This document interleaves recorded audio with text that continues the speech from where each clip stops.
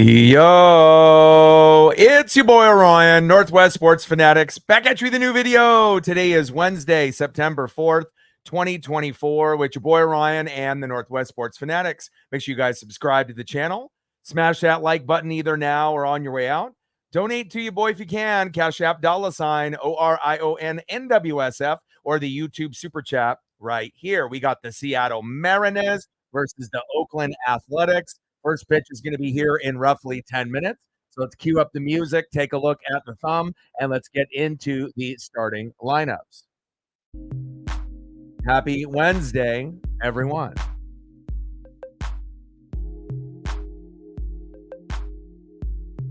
And on the thumb, on the left, we have Julio Rodriguez. And on the right, we have the Athletics' Brent Rooker. Now let's get into the starting lineup here first for the visiting Seattle Mariners. Leading off for the Mariners at shortstop, J.P. Crawford. Batting second, playing center field, no fly zone, Julio Rodriguez.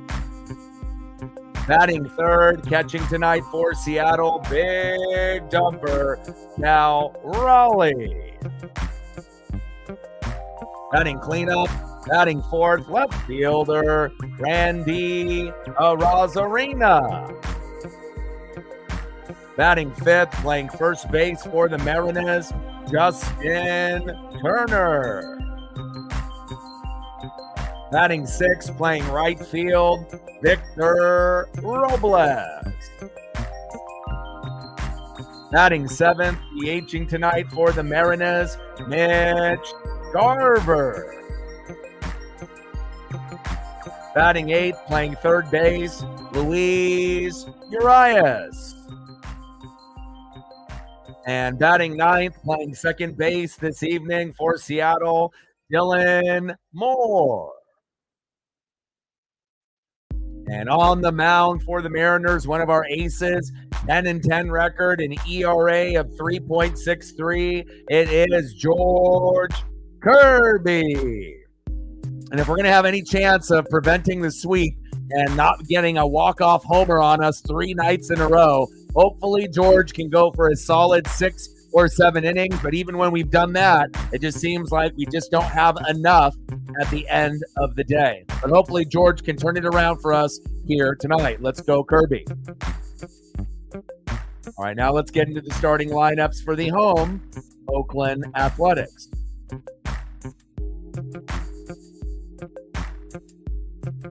Leading off for the Athletics in right field, Lawrence Butler. Batting second, DHing for the A's, Brent Rooker. Batting third, playing center field, J.J. Bleday. Batting cleanup, batting fourth, catching tonight for Oakland, Shea Langeliers. Batting fifth, playing left field for the Athletics, Seth Brown. Batting sixth, playing third base, second base, Zach Geloff. Batting seventh, playing first base, the former Tampa Bay Ray, Tristan Gray. Batting eighth, playing third base for Oakland, Max Schumann.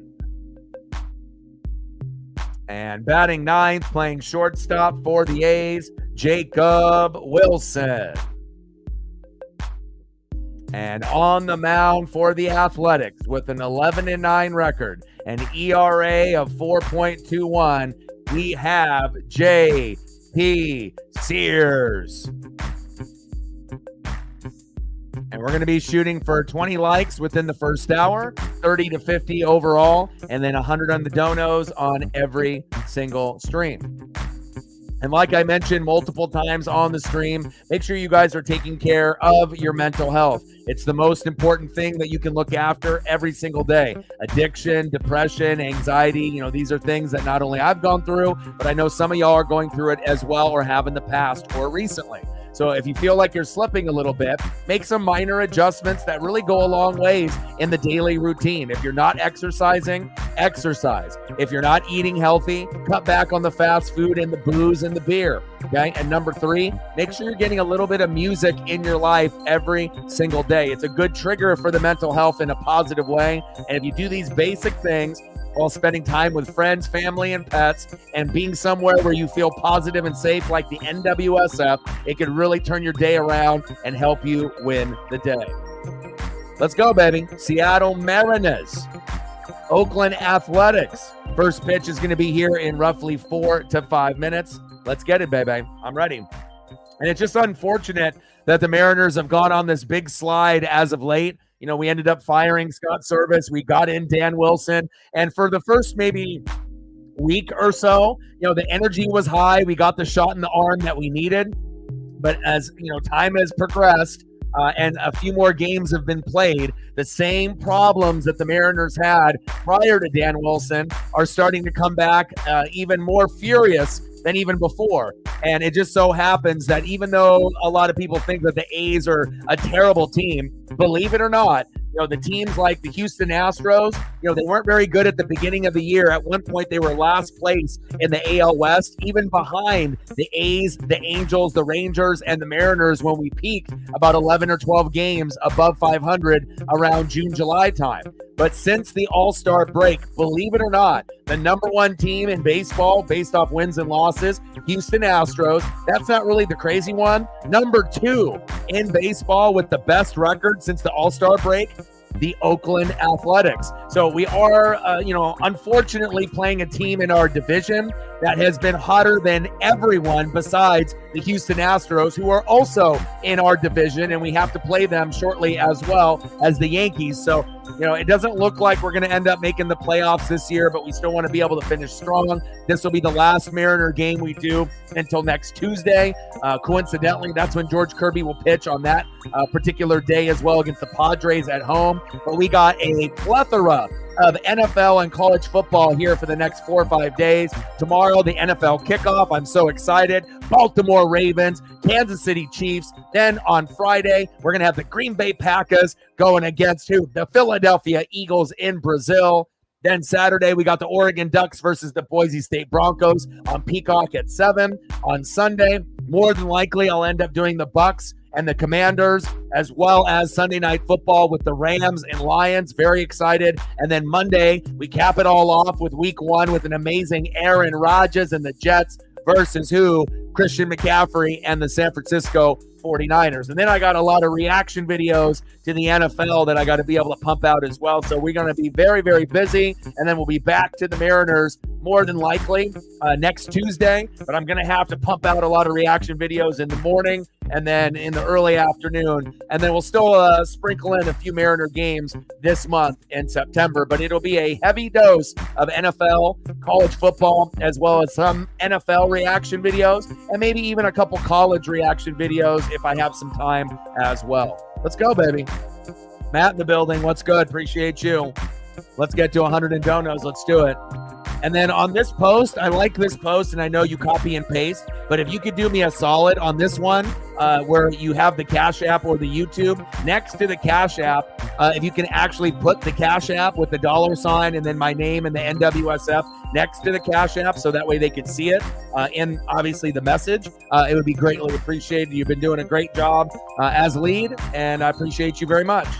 Megan in the building, always holding it down as one of the #1 donators and supporters to the channel, all the way from Australia, and she is chomping at the bit to be able to play the Denver Broncos, Matt's favorite team, in the opening weekend, and you get to wear those amazing 80s throwbacks. I can't wait. The throwbacks are so nice that people are going to watch that game just to be able to see Seattle play in those jerseys. I know I'm going to. And even if they weren't wearing those jerseys, I would still watch that game. But it definitely gives you a little bit of intrigue Can't wait to be able to see what happens. And obviously on Matt's side with the Denver Broncos, he ended up having a large extension, right, to one of your studs, Patrick Surtain, right? So you give him the big money. I just wish you guys were able to keep Jeffrey Simmons. Also ended up going to the Atlanta Falcons there with Matthew Judon from the Patriots just a few weeks ago. But again, they gave him big money. So obviously they feel he's going to be a big cornerstone. And shout out to Bo Nix for being team captain. It's the first time a rookie has been a team captain for the Denver Broncos in like 50 plus years. So shout out to Bo Nix and his leadership. Shout out to Sean Payton. Shout out to Megan and the Seahawks and the throwbacks. Can't wait to see Geno, DK, JSN, Lockett, and especially Byron, the big boy up front from the draft. Could be the next Aaron Donald, Vita Vea type of player, and I can't wait to be able to see him progress as well. Let's go. USC, Utah State, I'm going to be watching that one as well. And again, you guys played amazing week 1. Keep it up the rest of the season. Let's go. Leading off for the Mariners at shortstop, J.P. Crawford. Batting second, center fielder, Julio Rodriguez. And batting third, catching today for the Mariners, big dumper, Cal Raleigh. Like, sub, donate, comment, share. If you haven't smashed that like button yet, please do.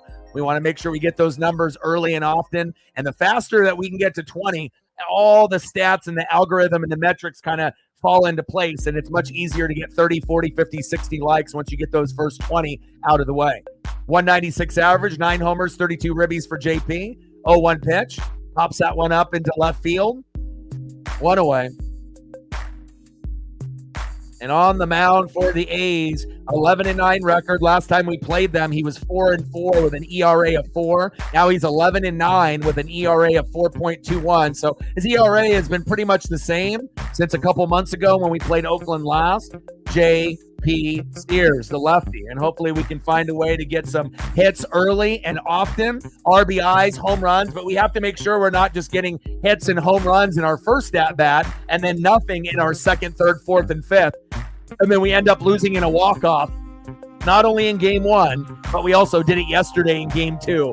And there's nothing worse than losing a game in the bottom of the 9th or in the bottom of the 10th, 5-4, 3-2, and that's exactly what happened to the Mariners. And I know most Mariner fans don't realize that Oakland is the second hottest team in baseball since the All-Star break, because traditionally they're not a good team. But if you look at their team, at least in their first 4 batters and defenders, Lawrence Butler, Brent Rooker, JJ Bleday, Shea Langoliers, these guys could play on any team in MLB right now, especially Butler and Rooker. They are one of the best 1-2 punches in baseball, especially for being in a lower name team like Oakland.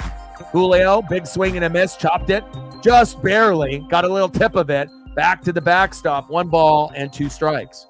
Come on, Julio, we need you, baby. Bring that electricity.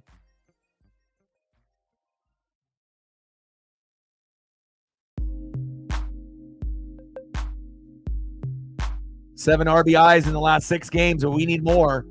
Julio, he's grinding out this at-bat. 1 ball and 2 strikes to Julio Rodriguez. Let's go, baby. I just switch it up with some different photos. Usually we'll end up using this one. But, at any point, we need tridents up. We need some big plays, not only offensively, but no fly zone defensively. Let's go. 1-2 pitch. Pitches inside. 2 balls and 2 strikes. Daniel in the building, what's good? Megan in the building. Michaela in the building, what's good? Stand with Ukraine in the building, what's good? Britt in the building, how are you? Missed you. Can't wait for football tomorrow. And obviously I'll be working on the thumb a little extra early, and we'll be pumping out NFL games and reaction videos. So I'm very excited. A lot of hard work when it gets into football season. But again, it's nice to be able to do baseball for about 5-6 months and then transition into football for another, 4 or 5 months. And then right when we kind of transition with college football and the NFL, then we can transition into some NHL with the Seattle Kraken. So there really isn't a dull moment on the channel all year round. 3-2 pitch from J.P. Sears to Rodriguez. Julio pops that one up, and that one is fading foul. 3 balls and 2 strikes. Storm Bum in the building. What's good? No, I don't think they'll walk him. So if you got some kind of parlay, if they're going to walk, no. We got George Kirby on the mound, and even though his record may not say that he's a good pitcher, he is. 10-10 record, just lack of run support, and George will go right at him. So, I mean, Lawrence has a better chance of hitting a home run rather than George Kirby walking. And if you actually go in the stats and the analytics, George is actually one of the lowest percentage walk pitchers in baseball. So if it were to happen, it would not be a common thing. So hopefully that solves the question there that you answered. Top of the first, 0-0, Mariners and A's. Julio pops out, 2 away. Next up is big dumper catcher Cal Raleigh. We need not only Cal to get RBIs and home runs and big hits, but hopefully it'll rub off on some of the other players as well. It's been very bad as of late. Big swing and a miss for Cal. Finding the count 0-1, 207 average, 28 homers and 84 ribbies. But even though we've had a lot of bad things happen to us, team batting average, our pitchers not getting run support, us going on this big shitty losing streak, at least we can say that we got one of the top 2, top 3 catchers in baseball. And the way that Cal is raking, he might end up being the best hitting catcher, not only on the Mariners, but in baseball in general. Again, he's starting to climb those numbers with home runs and RBIs. And if he ends up leading, the list this year, it'll be the first 3 years of him coming in as a rookie every single year, leading the MLB in catchers in home runs. And that's not something that is easy to do, especially with a guy that was kind of an unknown with big dumper Cal Raleigh. Let's go, baby. Definitely our MVP this year. Top of the first, 0-0, nobody on, 2 outs, 1-2 pitch from Sears to Raleigh. Raleigh crushes that one foul, 1 ball and 2 strikes. But I'm very excited to be able to transition into, something different. I love doing Mariner games. Don't get me wrong. I could do every single game, every single day and not get tired of this team, even when we have these heartbreaking and heart-aching losses. But, when you do it for 5 or 6 months and then football season approaches, it's nice to be able to have a little bit of a switch up where you can do a little bit of both. Big swing and a miss. Cal Raleigh goes down. Strike 3. Let's go to the bottom of the first, 0-0, Mariners and A's. Let's go, baby.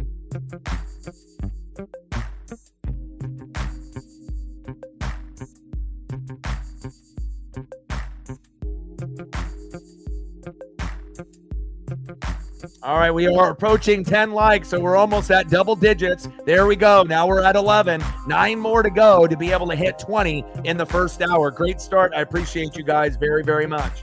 Let's go. Let's see who's up next here for the Oakland Athletics. And they got one of the better starting 4s in baseball, even though they are Oakland. Leading off for the A's, right fielder, one of the hottest hitters since the All-Star break, Lawrence Butler. Batting second, a top 10 player in baseball this year, more times than not. DHing for Oakland, Brent Rooker, absolute stud. And batting third, a double machine, center fielder, J.J. Bleday. Let's go, baby. Let him know.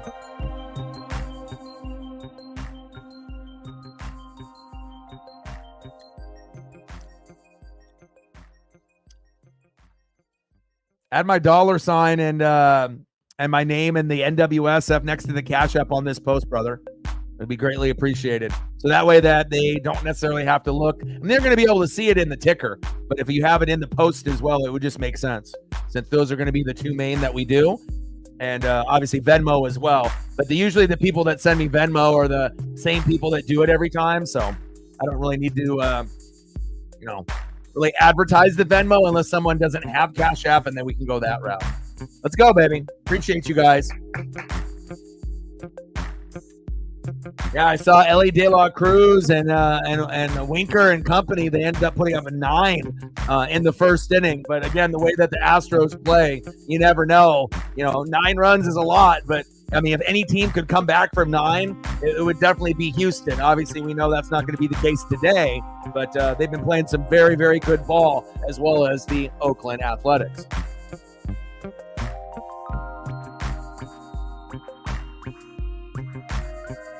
All right, Lawrence Butler in the box.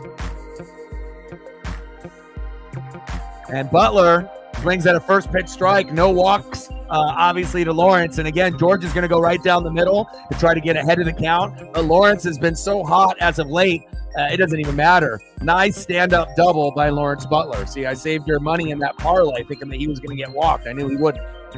Batting second, DHing for the A's, Brent Rooker. Got to be very careful on how you pitch this guy. Again, he's been putting up stats similar to Shohei Ohtani and Aaron Judge. And we got a big heat wave here in Oregon. We're about 100 degrees for about the next 4 days. So not really looking forward to the heat while we're doing these NFL games on NBC and Peacock the next couple days. But hopefully the AC is running smoothly as well, the fans, and we end up having some good action. Rooker. And 2 pitches, and we already got a 1-0 lead. Unbelievable. Unbelievable. And that's what happens. You know, Butler and Rooker have been one of the top 3 1-2 punches in baseball, and they show again why they're so dangerous. Huge. Literally 2 pitches, 2 swings, and it's already 1-0. Unfucking believable. But it is the Mariners, so it is believable. Next up, center fielder, J.J. Bleday. Shitty defensive attempt there by Seattle as well. You know, and that's the reason why, you know, it kind of made me scratch my head. Why do we have Luis Urias playing third base? You know, it should be someone like Dylan Moore or Josh Rojas. Specifically Rojas, he's normally the starter. And if Rojas was there, that play gets made. But you bring in a guy that plays once out of every 10 to 15 games, that's exactly what happens. Not a good, smart decision by Dan Wilson today with Urias, unless he comes up big with his bat or makes some better defensive plays to make up for that one. Next up is J.J. Bleday. Bottom of the first, runner at first with no outs. 0-2 pitch incoming from Kirby to Bleday. Career versus Kirby, Bleday has been money, 4 for 6, including a home run. Come on, baby. Yeah, and I think that's a good thing for a lot of us Mariner fans, you know, and even like, you know, some of the Duck fans and Husky fans and, you know, just college football fans in general. You know, we've been grinding away on this channel. We've been grinding away, you know, pretty much recording every day for 5-6 months, you know, covering the Mariners. And, you know, again, it would have been a lot more exciting if we were where we were in like June and July with like a 10-11 game lead on the Astros and the Rangers. And, you know, we're going to be a top 3 team going into the playoffs. And maybe we make a deep run to the ALCS or the World Series. But unfortunately, it just wasn't meant in the cards for us this year. But hopefully next year will be slightly better. And again, hopefully we can end up making the playoffs even if we don't win the division. I know it's a lot to ask for, but again, we got to get rid of Dipoto at GM, and then we got to be smarter in our decision-making, more aggressive with the bats. You know, let some of these older vets go. You know, obviously like Polo and Garv and Haniger could easily be upgraded, but there's a few other guys as well. We got a lot of guys in the farm for next year that will be ready. So I think overall, even though this was a disappointment this year, you know, we got to see some players grow, some guys regress, and we normally don't have JP and Julio injured for a good chunk, let alone guys like Victor Robles and Randy Arozarena missing a couple days here and there.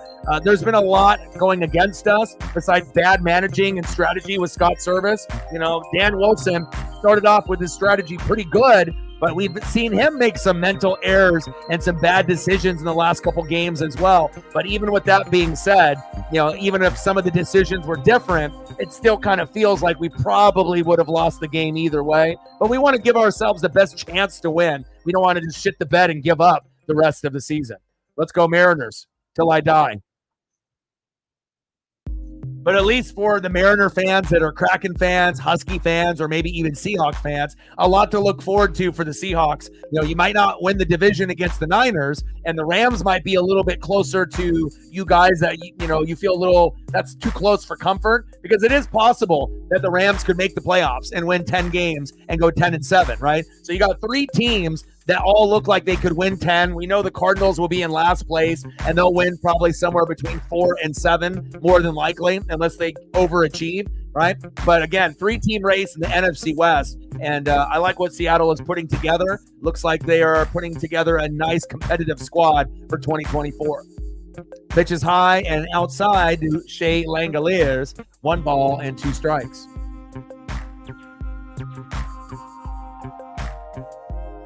And I'm definitely ready, as a Bucs fan. I'm trying to win the division in the NFC South for the 4th year in a row.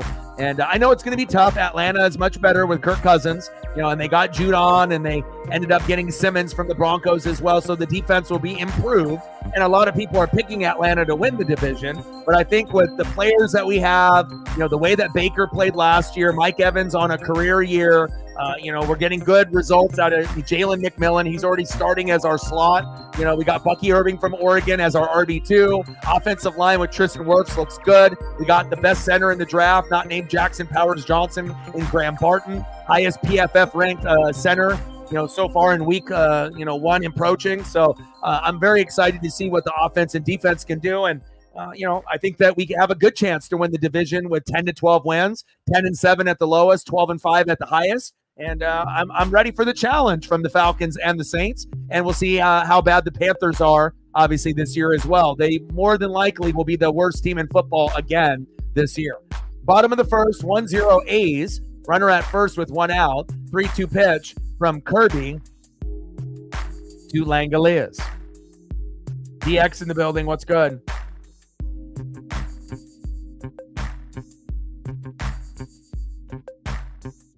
Three-two pitch.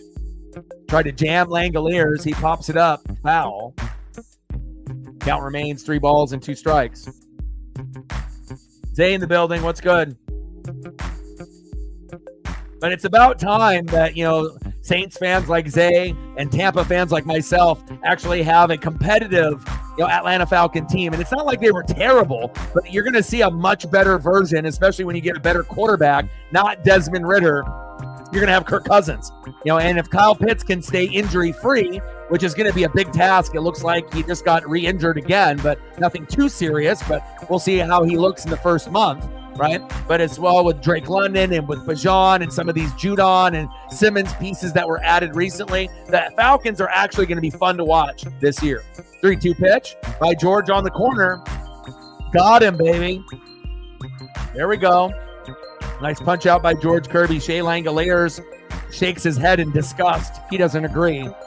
2 away. Nice job, George.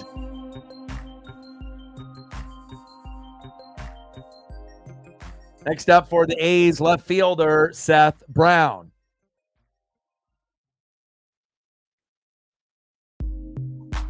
5-0. Who are they playing? Who are the Dodgers playing today? Throw to second. Got him. There we go. There we go. Cal Raleigh, how dare you try to run on our guy, Big Dumper. Not only is he the best home run hitting catcher in baseball, he's actually probably the best defender at catcher in baseball. He throws more guys out than people realize. And again, we just need to get that normal batting average up, for the singles and the doubles. And he'll give you RBIs and home runs, but he strikes out way too much. But you can say that for every player on the Mariners. But at least we got one stud that had a good year this year, Cal Raleigh, Big Dumper. Let's go. Sarah in the building, what's good? Let's see who's up next here. 1-0 as we approach the top of the second. GP Sears, 11-9 record, 4.21 ERA on the mound for Oakland. And let's see who we got going here for Seattle. Like, sub, donate, comment, share. If you guys haven't smashed that like button yet, please do. Sarah with the like and the share on the post, which I appreciate, with Matt and Delana as well. Appreciate the 3 of you. And let's see where we're at right now.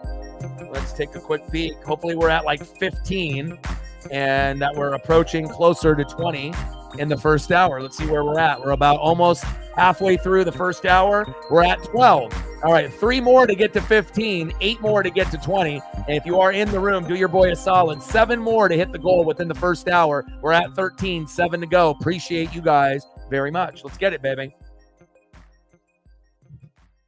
Next up for the Mariners, in the cleanup spot, in the 4-hole, left fielder Randy Arozarena. And hopefully Randy's bat is alive, and hopefully defensively he looks like interested, because in the last few games we've been getting our ass kicked, he kind of looks lackadaisical and kind of doesn't care. And I don't like that from his body language, and I know he does, but again, hopefully the defense and offense will come to play today.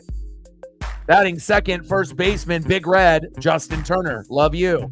And batting third, right fielder, Victor Robles. one of the best pickups out of any team in baseball this year. If we didn't have Victor Robles, we probably would have an additional 10 losses than what our record states today. Bring that electricity, Victor. Let's go, baby.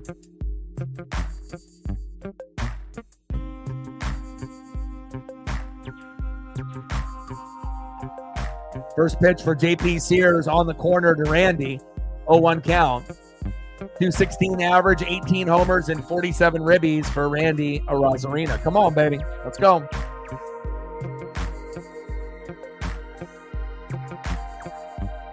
Oh, 1 pitch. Pitch is outside. 1 ball and 1 strike. And at some point, I'm going to have to get a new Tampa and a new duck hat. I got a lot of beanies and whatnot. But again, a lot of the duck stuff I have is green apple. And if you have green apple and yellow, it doesn't show up well on the green screen. It kind of, it's like clear and transparent, which kind of sucks because I got a lot of duck gear in that color with like hoodies and T-shirts and jerseys and, gloves and hats. And so I'm going to have to figure something out here pretty quick for Tampa and Oregon. Maybe getting a black duck hat and maybe getting a white Tampa hat, or maybe going white and white for both teams. We'll see. Foul ball goes into the crowd there. 1 ball and 2 strikes. Come on, Randy.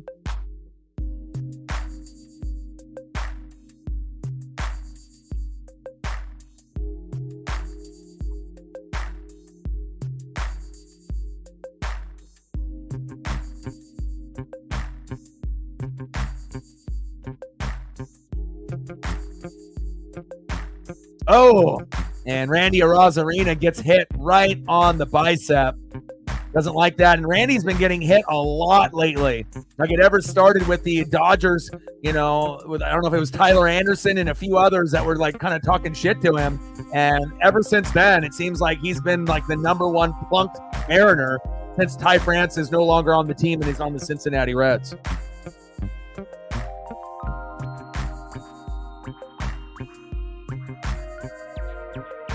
Next up, first baseman, Justin Turner.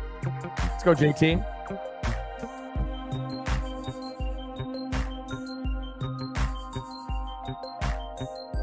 .251 average, 9 homers, and 45 ribbies for JT at 39. First pitch strikes, pops it up into right field to Lawrence Butler. Cannon of an arm, nice throw there into the infield to keep Randy at bay at first. 1 away. Next up for the Mariners, right fielder Victor Robles, one of the more exciting players in the Seattle lineup, a guy that actually can hit more times than not. But again, we've been on such a low streak.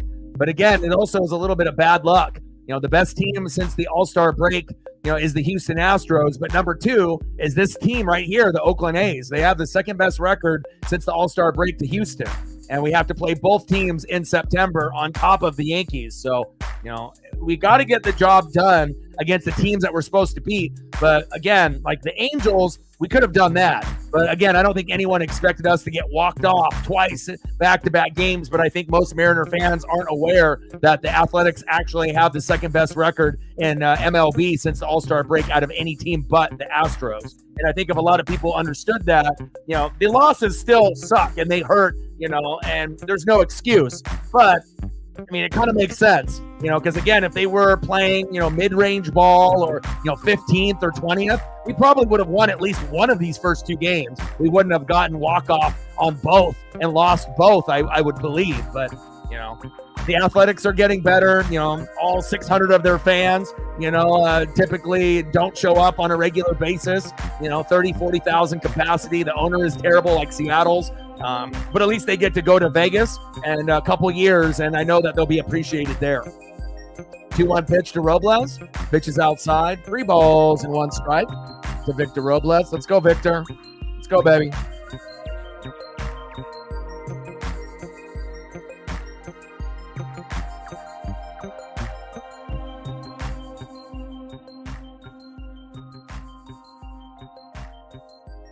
.3-1 pitch from Sears to Robles. Crushes that one foul. 3 balls and 2 strikes. Count is full.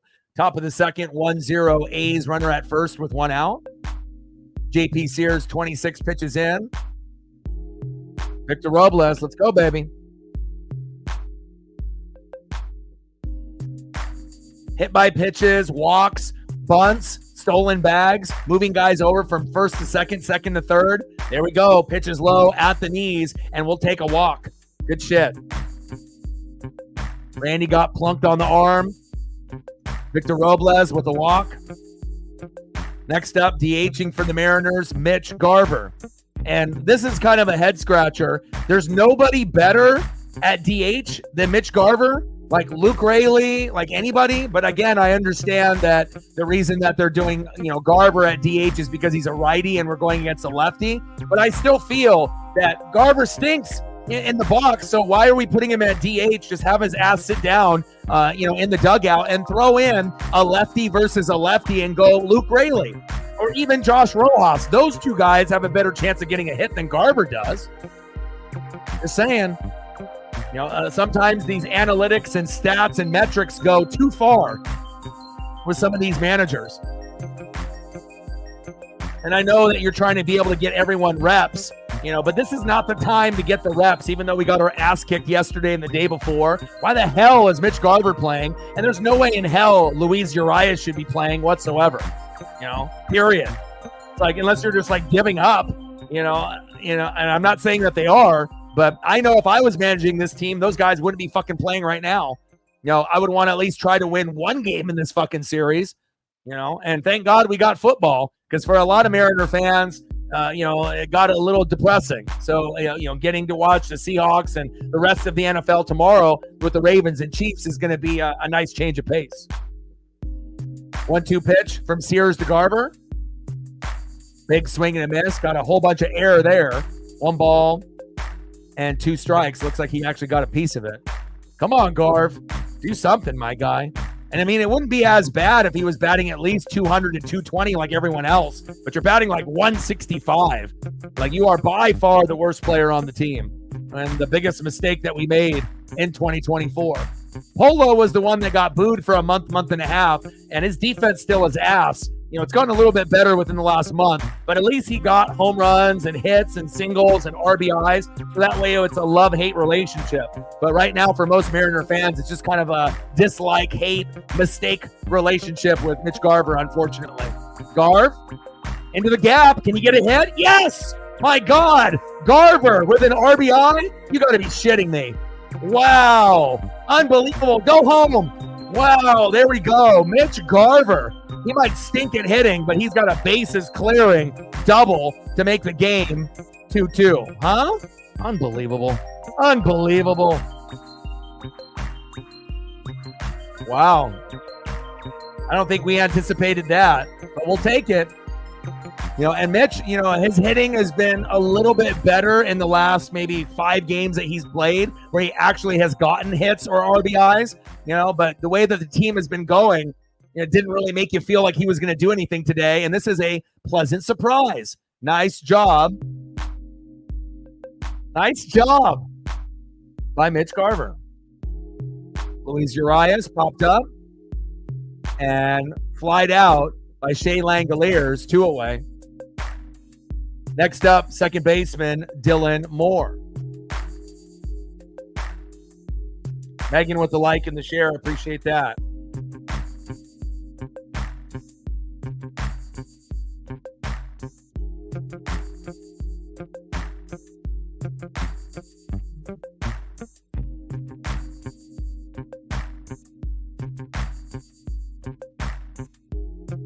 It's hilarious, but again, I guess the sports gods, they, sometimes they need to hear it.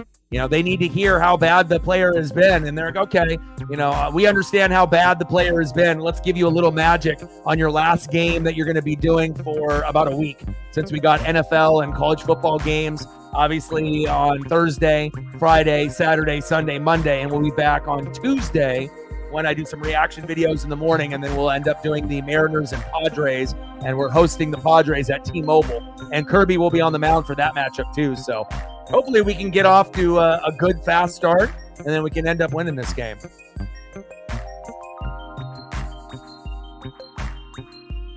Seattle 2, A's 1. Bases clearing double by Mitch Garver. Unfucking real. But I'm happy that happened, Now, if we could get Luis Urias who shouldn't be playing either. Sports gods heard me say that. Hopefully he can do something crazy, like an unexpected home run or, some really good defensive plays or a big RBI, because I don't think anyone anticipates anything out of him today.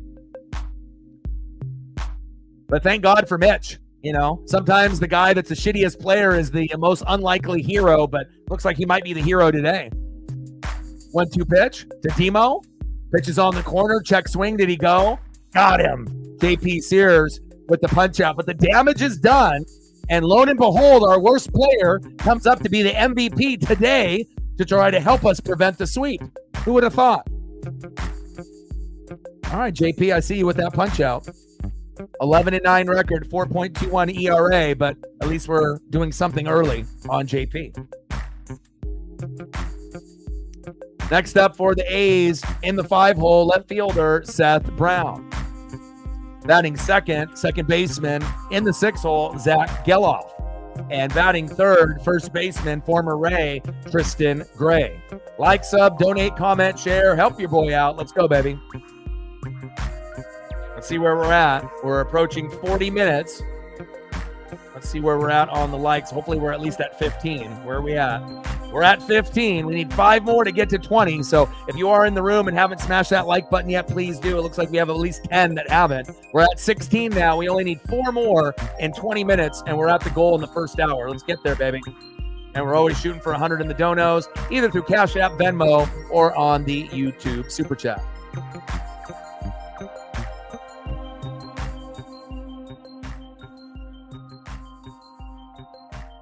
Take a quick look at the stats for both pitchers here real quick. Going to the bottom of the second, JP Sears, 2 innings pitched, 1 hit, 2 earned runs, 1 walk, and 2 Ks, 38 pitches in, 25 strikes. ERA is now at 4.28. And let's take a quick look at what we got for George.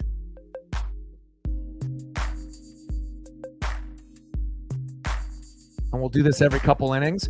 So George at this point, 1 inning pitch, 2 hits, 1 earned run, 0 walks, 2 Ks, 17 pitches, 12 strikes, 3.68 ERA. Let's go. Mariners 6 games back to the wild card. Orioles, Twins, Royals, and then the Tigers 5 games back. The Red Sox 5.5, Mariners 6. So, we're not fully eliminated yet, but, we're pretty fucking close. Like now we're, 3 to 8% chance of making the playoffs. So, we're not dead yet. But again, if we can finish strong in these last 20, 22 games, I'm not saying that we can go, like 15-5, but that would be something that we would need to do on top of all the other teams above us to go on a losing streak or to lose a good majority of the games in September, which we know more than likely is not going to happen. It shows you how important it is to be able to beat up the bad teams, throughout the year. The Angels and the White Sox, who ended up going like 5-45 in their last 50 games. If you have a hard time against one of the worst teams that's ever been created in baseball, like the Mariners did this year against the White Sox, the story is already written on the wall. Again, the pitching staff, as far as starters, top 3. Bullpen, stinky bad, and we've had injuries. And then, of course, being one of the lowest, batting average teams in baseball doesn't help one bit either. And the bullpen being stinky as well. Nice punch out there by George Kirby. 1 away. Nice job, George. A lot of these pitches are off the plate that should not be strike 3, but we already know how bad umps are on a regular basis.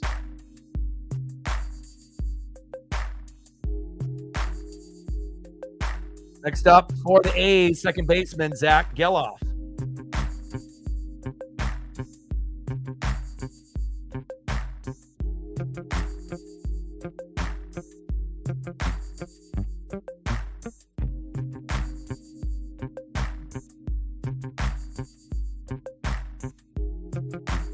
Little slow roll dribbler. JP is there. Throw to first. Justin Turner, 2 away. Next up for the A's, the former Tampa Bay Ray first baseman, Tristan Gray.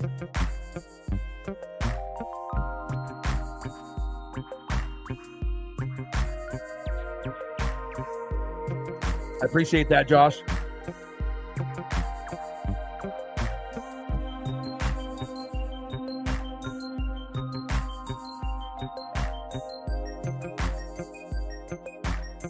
Pitches high and outside. 1 ball and no strikes. Tristan Gray 0 for 12 this season. Trying to get his first hit here.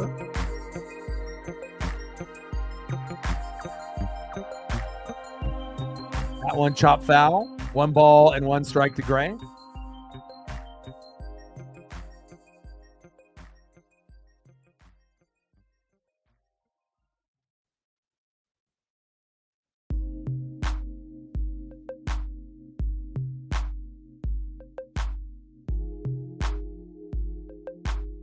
Pitch in there for a strike. 1 ball and 2 strikes. Go, baby. You know what to do.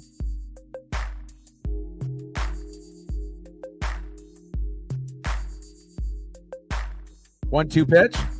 Pitches outside. 2 balls and 2 strikes.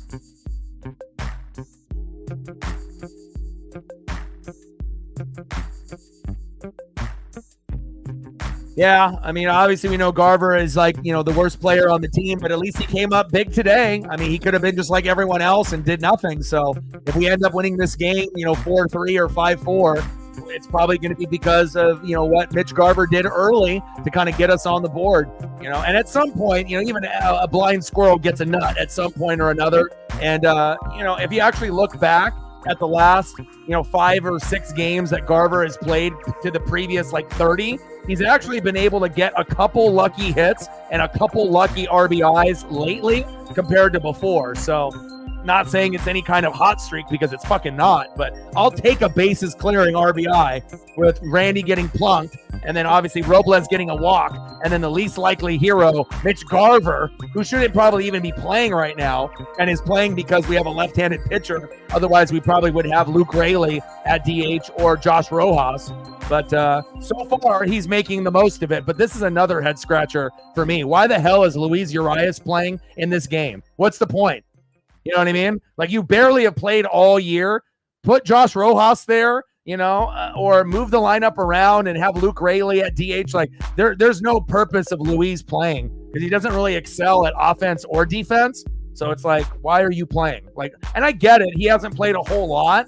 But, I mean, if we're trying to win games in September, that's not the best option at third base, even if it's a rubber match and you're moving on to the next series and you care or maybe you don't care, We'll see how it goes.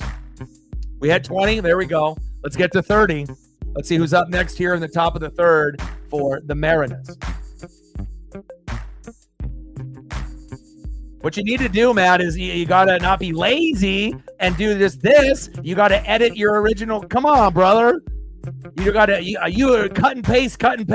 All right. And you do the same 3 things at the top. You got to be able to edit this one or start over and retype this one up instead of doing it separate. Come on, my guy.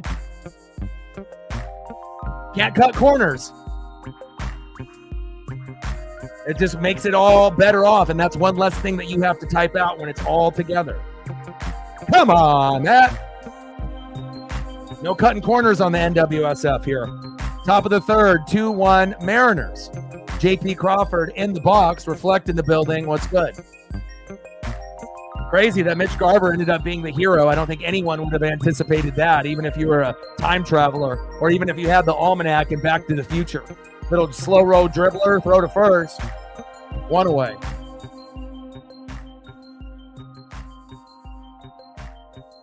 Next up, center fielder, Julio Rodriguez. Let's go, J-Rod. Wake up. Top of the third, 2-1 Mariners. Nobody on with 1 out. 0 for 1 with a foul out in the first. We need Julio to get going. First pitch from J.P. Sears to Julio. Swings at the first pitch like he always does. Popped up to Lawrence Butler. 2 away. Wasted at bat. Come on, Julio. Next up, big dumper, catcher Cal Raleigh.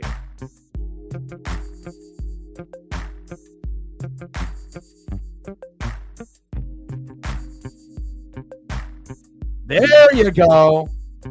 Participates in class and follows directions. My boy. Thank you. Oh, no. That's terrible news. Is he okay? Did that news just drop? That's not good. Hopefully he's all right. Next up in the box is Big Dumper Cal Raleigh, 207 average, 28 homers, and 84 ribbies for the Big Dumper. Well, he's okay. Yesterday. Wow, prayers up to Brian May. Tried to jam Cal Raleigh inside. Good pitch there by J.P. Sears. 1 ball and 1 strike to Big Dumper. Come on, baby.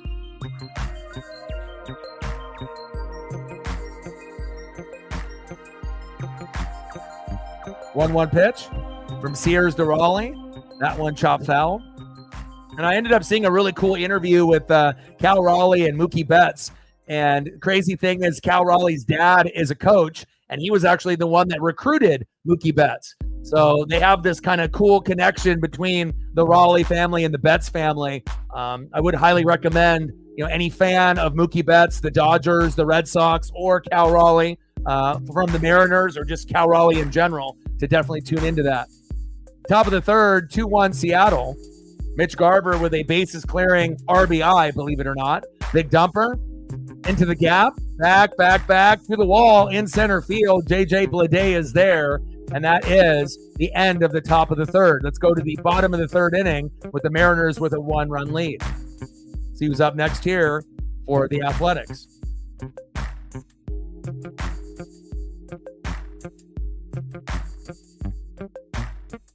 Next up for the A's in the 8-hole, third baseman Max Schumann.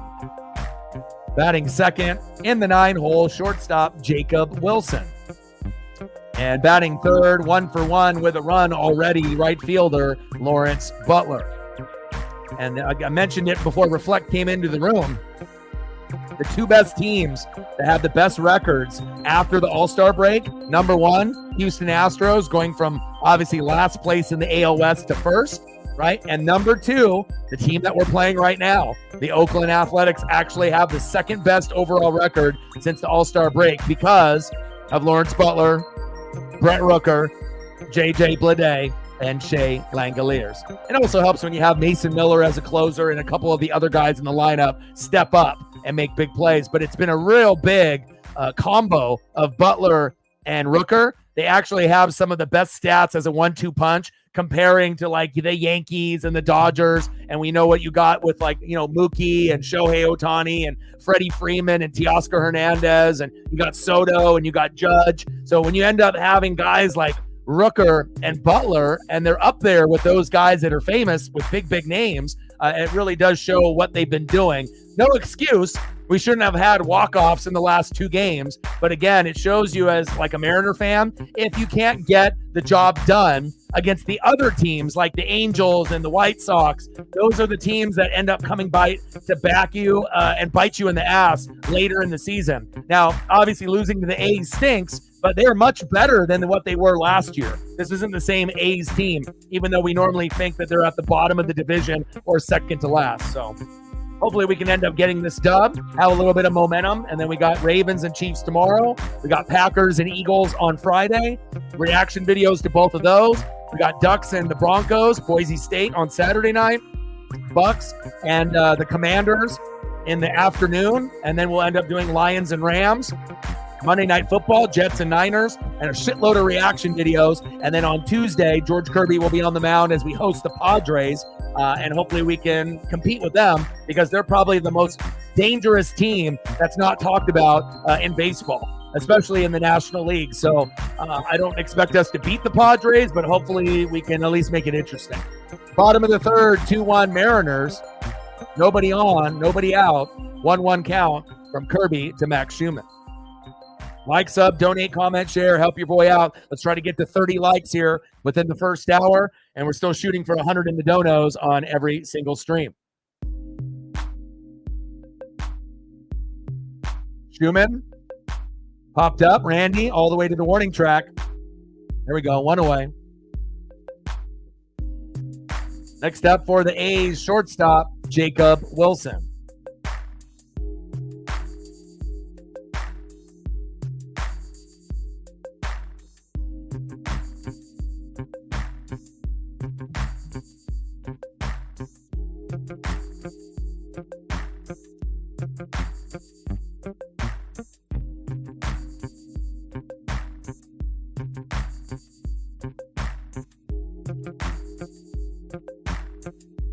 Pitch in there for a strike to Jacob Wilson from George Kirby. 0-1 count. And it's going to be interesting to see, how the Ravens look, with McDonald gone and obviously the Seahawks head coach. But also on the flip side, yeah, you ended up losing a big piece in McDonald, but you added a big piece in Derrick Henry. And we know Derrick Henry is still old, but he's still capable of getting 15 to 20 touchdowns. If he ends up getting enough opportunities at the goal line and he ends up making a couple bumbling plays, it's definitely possible that we see Henry with a couple games this season with maybe 2 or maybe even 3 touchdowns. There'll probably be some games where he only gets like 40 to 60 yards and they stuff him. But I would assume Derrick Henry, Zay Flowers, Lamar, if that offensive line can stay somewhat healthy, they should be able to put up some pretty good numbers, at least for the offense.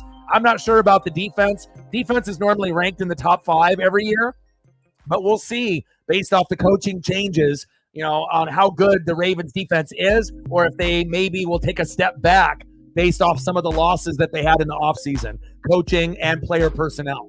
But it'll be fun, man, right? I mean, I guess unless you don't like Taylor Swift, you're going to have to see her on the screen probably about 10 to 15 times in the game with the Chiefs at home. But other than that, Travis Kelce will be beasting out. You got Mahomes, right? Pacheco is a beast. We'll see what that offensive line looks like. And the defense was one of the top 3 defenses last year, especially late in the year, top 5 overall.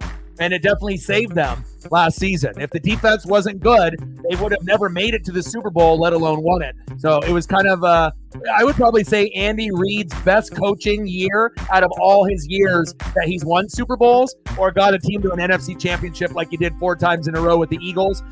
We're always used to like Mahomes and Kelce being so dominant with Andy Reid. It was the first time where we saw drop passes with Kadarius Toney, Sky, and a bunch of the others. And Clyde Edwards-Helaire not really being a factor. So really the offense wasn't good. And of course I had Patrick Mahomes in fantasy last year when he sucked, right? And then we got to see the defense with Chris Jones really step up. And they got a lot of sack lunches last year, I believe like 57. So I would assume they're not going to get a lot of picks, but a lot of sack lunches and pressures. And they ended up retaining pretty much everybody on the D-line and the linebacking core. But I am a little concerned about the secondary and how good they're going to play this year. But they should still be the favored team to make it to the Super Bowl in the AFC. Pitch is low and into the dirt to Lawrence Butler. 2 balls and 1 strike from George Kirby to LB.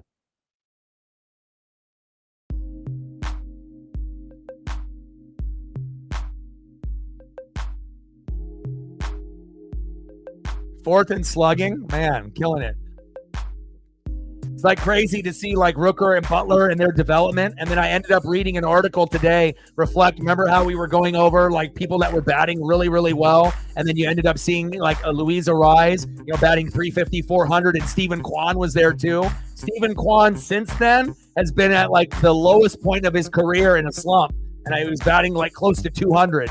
Imagine going from 350 to 400 to like 150 to 200. But that's what's happened to Stephen Kwan. And I never even realized that he was playing that bad. I knew his numbers were going down, but I didn't realize you were going that far down where you're like in the biggest slump of your career. And that's a big reason why some of the Guardian games that they should have won, they lost. Not because of all of Stephen Kwan, but he was a big part of their kind of resurgence with Jose Ramirez, balling out almost every game. But having a guy like Stephen Kwan that normally doesn't hit that high above 300, and when you're peaking at 350, 400 with like Luis Arise, of course you're going to win a lot more games if you're like a leadoff hitter, but then obviously kind of went back down to earth. But it was cool to at least see for half of the season, and we'll see if Stephen Kwan can get those numbers back up, obviously, as we go into the postseason. End of the 3rd inning, 2-1 Mariners. Let's go to the top of the 4th. We need a little bit more insurance today. Next up for the Mariners, 0 for 0 with the run, Randy Arozarena. Let's go, Randy. Batting second, 0 for 1, first baseman Justin Turner. And batting third, 0 for 0 with a run and a base on ball, right fielder Victor Robles. Let's go, baby. And like I mentioned multiple times on the stream, make sure you guys are taking care of your mental health. You know, addiction, depression, anxiety, these are things that not only I had to battle, but I know some of y'all are battling with it now or have in the past or maybe even recently. But I can honestly say I have felt no better than, you know, maybe back when I was in high school based off my health, you know, being able to exercise an hour and a half every day with my pup. My eating habits have changed, cutting back on beer and booze, cutting back on, you know, just the basic stuff, even with soda, you know, and when you can cut back and eat healthier, exercise more, you don't realize how much of a difference it will make your overall life and your overall attitude. And if you can end up listening to about 30 minutes of music every single day with exercising and eating a little bit healthier, spending time with friends, family, and pets, as well as some more positive like here, like the NWSF, you can definitely come back around to be your normal self a little bit sooner than later and win the day. Let's go, baby. Top of the fourth, 2-1 Mariners. We got to win this. I can't have another walk-off home run in the bottom of the ninth. We already had it happen to us twice in 2 games. My stomach and my heart cannot handle another, 4-3 loss or 5-4 loss. We have to win today, especially if this is going to be the last Mariner game until Tuesday, since we have NFL and college football. I want to end off on a good note, and I'll still be watching all of the Mariner games. It's just that we're going to be doing, the football streams instead. Top of the fourth, 2-1 Seattle. 48 pitches in for JP Sears. Nobody on, nobody out. 2 balls and 1 strike to Randy Arozarena. JP right down the middle, big swing and a miss to Arozarena. 2 balls and 2 strikes. Come on, Randy. Wake up, baby. Shit, they can come. They can come hang out. I don't mind. If they want to come through. $3 holla. Thank you for getting us on the board. 97 to go. Stacks on stacks, racks on racks. Little Cactus Jack. Bang bang. We're at 3. 97 to go, baby.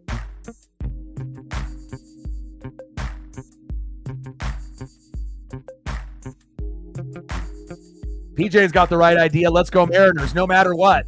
When we're good, let's go Mariners. When we suck, let's go Mariners. You just gotta be able to, show up and root. And again, you're going to have your heart broken a lot being a Pacific Northwest fan. But there are going to be times where we're going to be able to have tears of joy, and it's going to mean a lot more to us than it does to a lot of other teams or bandwagon fans. JP Sears, Randy Arozarena, sit down. 1 away. Nice job by JP. We'll give him some love, which you're not going to get from other content creators. 11-9 record. Last time we played him, he was 4-4 with an ERA of 4. Now he's 11-9 with an ERA of 4.21. So definitely has gotten much better since the last time that we ended up facing him a few months ago. Next up is Justin Turner. Plus, I like being able to go the extra mile with like photos and information on the other team. So that way it's just not a Seattle Mariners stream. It's going to be a Mariners stream and whoever we're playing, and like an Oakland Athletics stream. And, it's good not only for the athletic fans and baseball fans in general, but it's also good for us Mariner fans because it gives us more information scouting wise. That way we can put a name to a face with the photos, and we can scout on this particular team. So if we play them again, the fans that are in the room are going to be a little bit more familiar rather than just me putting up, Mariner photos and that's it. So, you always want to make sure you're giving 150% no matter what. And that's why we give you a broadcast here that's completely different than anyone else that does baseball streams or even sports streams in general. JT, 2-1 pitch. Popped up. Should be an easy routine play. Flied out to second. 2 away. Let me know what you want to be able to do for photos, and I got you. Next up, one of the, nice additions to the Mariners. I don't think there's any Mariner fan that can say that I don't like Victor Robles, said no Mariner fan ever. If it wasn't for him, center field would have been a big, big question mark. And it shows you how much better of a player he is, even at this point, than Randy. Randy might have been the biggest name at the trade deadline, and he started off a little hot, but he hasn't been as consistent as Victor Robles. And Victor has been the bright spot in the lineup besides Cal Raleigh, trying to break some records at catcher. There we go, Victor. And as I give Victor the praise the sports gods are like, wow, O-Dog really likes Victor Robles. Boom, shakalaka, there's a hit. They are listening at all times. Way to bring that electricity. And of course, not only in fantasy football, but also in sports in general, my favorite thing, not only is defense, but is consistency. If you're consistent, I'm going to love you. If you're not, see you later. I'm not going to have the patience. And, you're going to have patience to a certain point, like if they're a rookie or like a second-year player. But, if you're a vet and you've been there, done that, I need to see some consistency, baby. And speaking of consistency, next up, Mitch Garver, batting 166. No consistency there, but as of late, been pretty good. 12 homers, 42 ribbies. And the only reason he's playing DH right now is because JP Sears is a lefty. I would have rather had Luke Raley or Rojas at the box at this point. But Garv comes up with a bases clearing double to give us a 2-1 lead. And will probably be the MVP of today's game. We'll see what else we get, but hopefully we can get to at least four runs, 7 to 10 hits, and if we do that, we should win. We might need to get to 5 today, depending on if the A's heat up as the game goes on. But 4 to 5 runs, we got to cross our fingers that Mitch Garver, bases clearing double is not the whole kebab. It's not the whole shebang. Hopefully we get a little bit more, And again, it's just depressing, when we have such talented players where we're putting up 1, 2, and 3. We're not the goddamn Chicago White Sox. Stop fucking playing like it, We actually have a good roster. It's just the players are not playing well. We should have at least 2 players batting 300 and then at least 2 others batting above 250, 260, but we don't. But at some point, as we rotate the lineup, bring guys into the farm system, we will be able to find the right combination. Lazaro Montes, Harry Ford, Cole Young, Cole Emerson, Durangelo, left-handed pitcher, right-handed pitcher. We got a lot of talent, maybe even Ryan Bliss and Tyler Locklear, whatever it takes, Look at this. Unbelievable. Mitch Garver with another RBI. 3 RBI game for Mitch Garver. The sports gods are listening to what we're saying here today. And they said, you know what, O-Dog, you have suffered. You and the Mariner fan base have suffered not only this season, but the last 2 games. 2 fucking walk-offs. Not today. We're winning this goddamn game with the worst fucking player on our roster, Mitch Garver. Way to come up big. 2 for 2 and another RBI. Victor Robles comes home. Thank you very much. 3-1 Mariners. You ask and you shall receive. My goodness. Electricity, anyone? There it is. And then another head-scratching decision. But again, Dan Wilson, okay, you ended up being right on this one. But what about this one right here? Why is Luis Urias playing right now? Shouldn't it be Josh Rojas? Are we just giving up and then the season is over? Because right now the record stinks. Is that what it is? We're 6 games back. Luis, is he going to get a hit too? Oh my goodness, Luis gets a hit as well. Dan Wilson, what are you cooking in the pot? Wow. And an RBI by Luis. Well, I guess that's why. But as soon as you look at the card, I said, what the hell is this? At 7, DH? Oh, left-handed pitcher. And then I'm looking at this. Why? The guy's barely played for us. He does nothing, 90% of the time. And I guess today is the 10% of him playing. He decides to show up and almost hit a homer. Nice job, Mitch Garver. Nice job, Luis Urias. And, it's amazing when you have a lot of questions and then you end up being wrong and you end up having a 4-1 lead. I love being wrong when it leads to being 4-1. That feels good, okay? Being right and then having the team being, shitty, that's not a good feeling. Predicting the team is going to get their ass kicked and then, oh, wow, I'm right. But when you look at a lineup and it looks shitty and then all of a sudden those guys play good on the rubber match after getting our ass kicked with walk-offs, it's like a miracle. It's like hallelujah. I don't know how long it's going to last, but Garver and Urias have already done enough in their first 2 at-bats that if we don't do anything else with those 2 guys the rest of the game, that might be enough to win the game. We're up 4-1. Unbelievable. Next up, in the 9-hole, second baseman, Dylan Moore. But let's be honest for a second. You could play Garver and Urias 10 times, right, together, like today. And what we saw here today might happen 1 time out of 10. But even though it's maybe only a 10% chance that these guys would have done this today, we'll take it because we've been fucking miserable the last couple days. Demo with a hit. Hell yeah. Go home. Safe. 5-1 Mariners, baby. Let's go.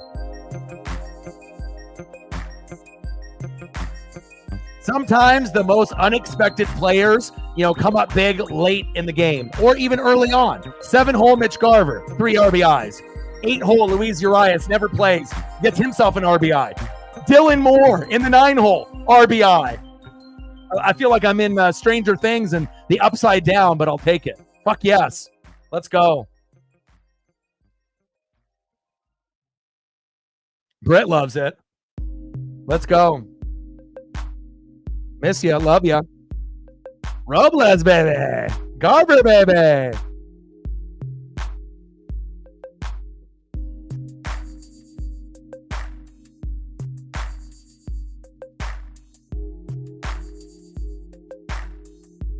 Let's go.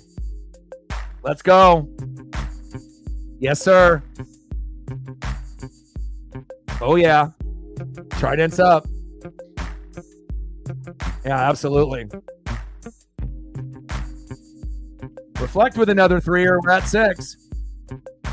Throw into second. Safe. Wow, Demo was safe. He kind of looked like he might have been out, but the ball was dropped. Thank God. Another 3er. Let's go, baby. Stacks on stacks, racks on racks, little cactus jack, bang, bang. I love it when you get unexpected surprises that end up being good, right? I think that no one expected the bottom 3 in the lineup to do shit today. Garver, Urias, Moore, and all 3 of them have been MVPs today. Thank God. 5-1 Mariners. Let's go.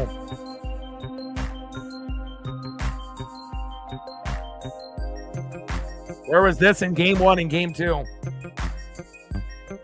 My phone is blowing up. Garver coming through tonight. Holy shit, runs. What's that? And then a bunch of memes and gifs of Macaulay Culkin running around in a house home alone by himself. Let's go. Let's go, M's. Top of the 4th, 5-1 Mariners. Runner at second. JP Crawford strikes out. We leave Demo stranded at second. But the damage is done. So even though JP is still continuing to struggle after the broken pinky, nice to be able to see 5 runs, 5 hits, and they're at 1. That feels good. And again, we shouldn't have fucking lost on 2 walk-offs, but I'm glad that at least we didn't roll over and die and give up, because I think that if we would have got our ass kicked today and lost like 10-1, I think there would be a chunk of the Mariner fan base that would just stop watching, and they would just transition to Seahawks only and just be like, fuck this, even if we think we can win some of the series. And even though there's going to be some good battles with the Astros and the Yankees this month, I get it. It's really hard to be able to continuously watch from beginning to end, on a team, especially when there was expectations and then the expectations were failed, so we'll see where it goes. But so far, we're looking good. 5-1 Mariners. And let me know what you want to do for photos, reflect, anything you want. Let me know, and I got you. Ana loves it from Mexico. She's like, I've been watching from Mexico every day, and it's about time that we get a dub. Vamos, Mariners. Let's go. We've actually been getting some really good traction globally, and we've been getting up on that sub count as well. But just to share some of the stats on the channel with you guys, that what we've been getting. So currently right now, we used to be at 2,400 regular watchers, right? And within the last month and a half, we're up to 3,100 regular watchers on the channel per month. So we're up about 600-700. And then as far as the geography, United States, 64%, Japan, 11%, Venezuela, 3.5%, Mexico, 3.2%. Ana, you're a part of that. Appreciate that. Dominican Republic, 2.5%. Taiwan, Canada, Philippines, Colombia, Peru, and Australia, just to name a few. Pretty cool. You never really think that you're going to be able to touch base, but obviously sports and wrestling, will bring people together, regardless of who you root for, favorite wrestler, favorite player, favorite team. And it's nice to be able to see us global, and we're expanding. Good shit. Let's go, baby. Bottom of the 4th, 5-1 Mariners. Let's go, baby. Next up, their deadly assassin, Brent Rooker.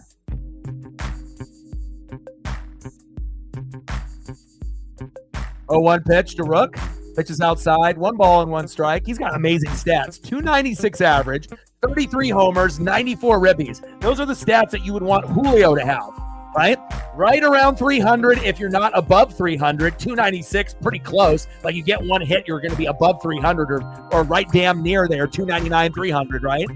Big chunk of home runs. We don't expect you to be like Judge and have 50 plus, but to be a little bit over 30 at this point of the year would be sufficient for Julio, right? And then obviously having close to 80 to 100 ribbies, at this point would be ideal, or even above 100, 120 if you're really raking. But nice to see. Bottom of the 4th, 5-1 Mariners. Nobody on, nobody out. 2 balls and 2 strikes from Kirby. The Rooker. Megan with a 10er. Appreciate you. Let's go Seahawks. Can't wait to watch them. Stacks on stacks, racks on racks. A little Cactus Jack. Bang, bang. Brent Rooker. Strike 3. See you later. There we go. 1 away. Nice job, George. Mariner Moose likes it. Nice job, Kirby.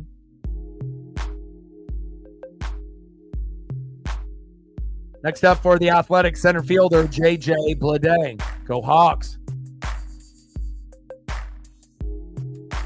George Kirby. We're at 13. 87 to go. And we got J.P. Sears, 11-9 record, 4.21 ERA. Last time we played him, he was 4-4 with an ERA of 0.09 or something like that. And then we got George Kirby, 10-10 record, 3.63 ERA, which is a shitty record. But again, if he had run support, he probably would be much better than that. Like maybe more like, I'm trying to think of what would be a respectable record. Maybe like 13-7, 12-8. Not like 15-5 good, but maybe at least, a few more wins, like 13-7. Based on his talent level, that's probably where it should have been. But we didn't really get a whole lot of run support for Castillo, Kirby, and a few other of our pitchers this season. I mean, you could pretty much say that for every pitcher. We have not really given a lot of run support. Maybe Brian Wu has gotten the most, as of late, but a lot of games with, if you look at Logan Gilbert's win-loss record, Kirby, Castillo, all of them are around 500 or slightly below, unfortunately. Big swing and a miss. Got him. Another punch out there on J.J. Bleday. Goodbye. 2 away.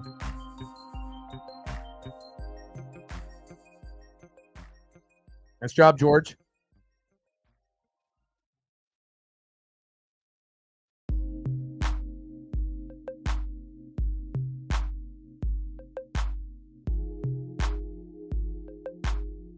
Next up for the A's, catcher Shea Langeliers, 0 for 1 with a K. I really do like this patriotic red, white, and blue MLB spinning logo. We'll incorporate it here and there.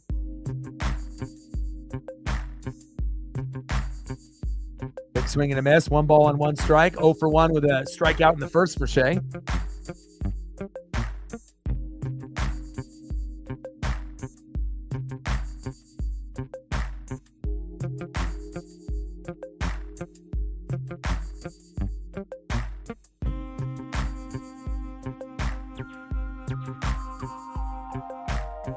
You guys are crazy about thinking Tyreek is like not that good. Go back and click on Tyreek's name and look at every game that he played last season. We're talking about the 2 best players in fantasy last year, McCaffrey and Tyreek. Who else in the league is going to be able to put up 20, 30, 40, 50, 60 points? You tell me. Like, there's other guys that are good, like Amon-Ra and Jay Jetta, and Jamar Chase. But if you're looking at consistency and big numbers, you're not going to find numbers like that week in and week out if those players are healthy, right? CMC was averaging like 24 or 25 a game. I'm not saying that he's going to do it this year, but to act like those guys aren't at the top based off fantasy numbers is crazy. You need to do a little bit more research, click on the name. And again, if they end up getting hurt, then, so be it. But if you're actually looking at a healthy Run CMC and a healthy Tyreek, there's nobody that's going to be better than those two, if they get the proper amount of looks and targets. I mean, Amon-Ra, I love, right? I love me and some Amon-Ra, and there's a few other players that I would be in the running in fantasy if I had the option, right? But again, go and click on Tyreek, click on McCaffrey, and you will be shocked on how many 20, 30, 40, 50-point games that they put up. And then you click on the guys that you guys drafted and compare and see how close the numbers are for the player that you drafted, and if you ended up not drafting a guy like Tyreek. I know, and this is me being very honest, if I had the second pick in the draft, right, if I was number 2, I would have taken Tyreek number 2 overall in our draft. 100%.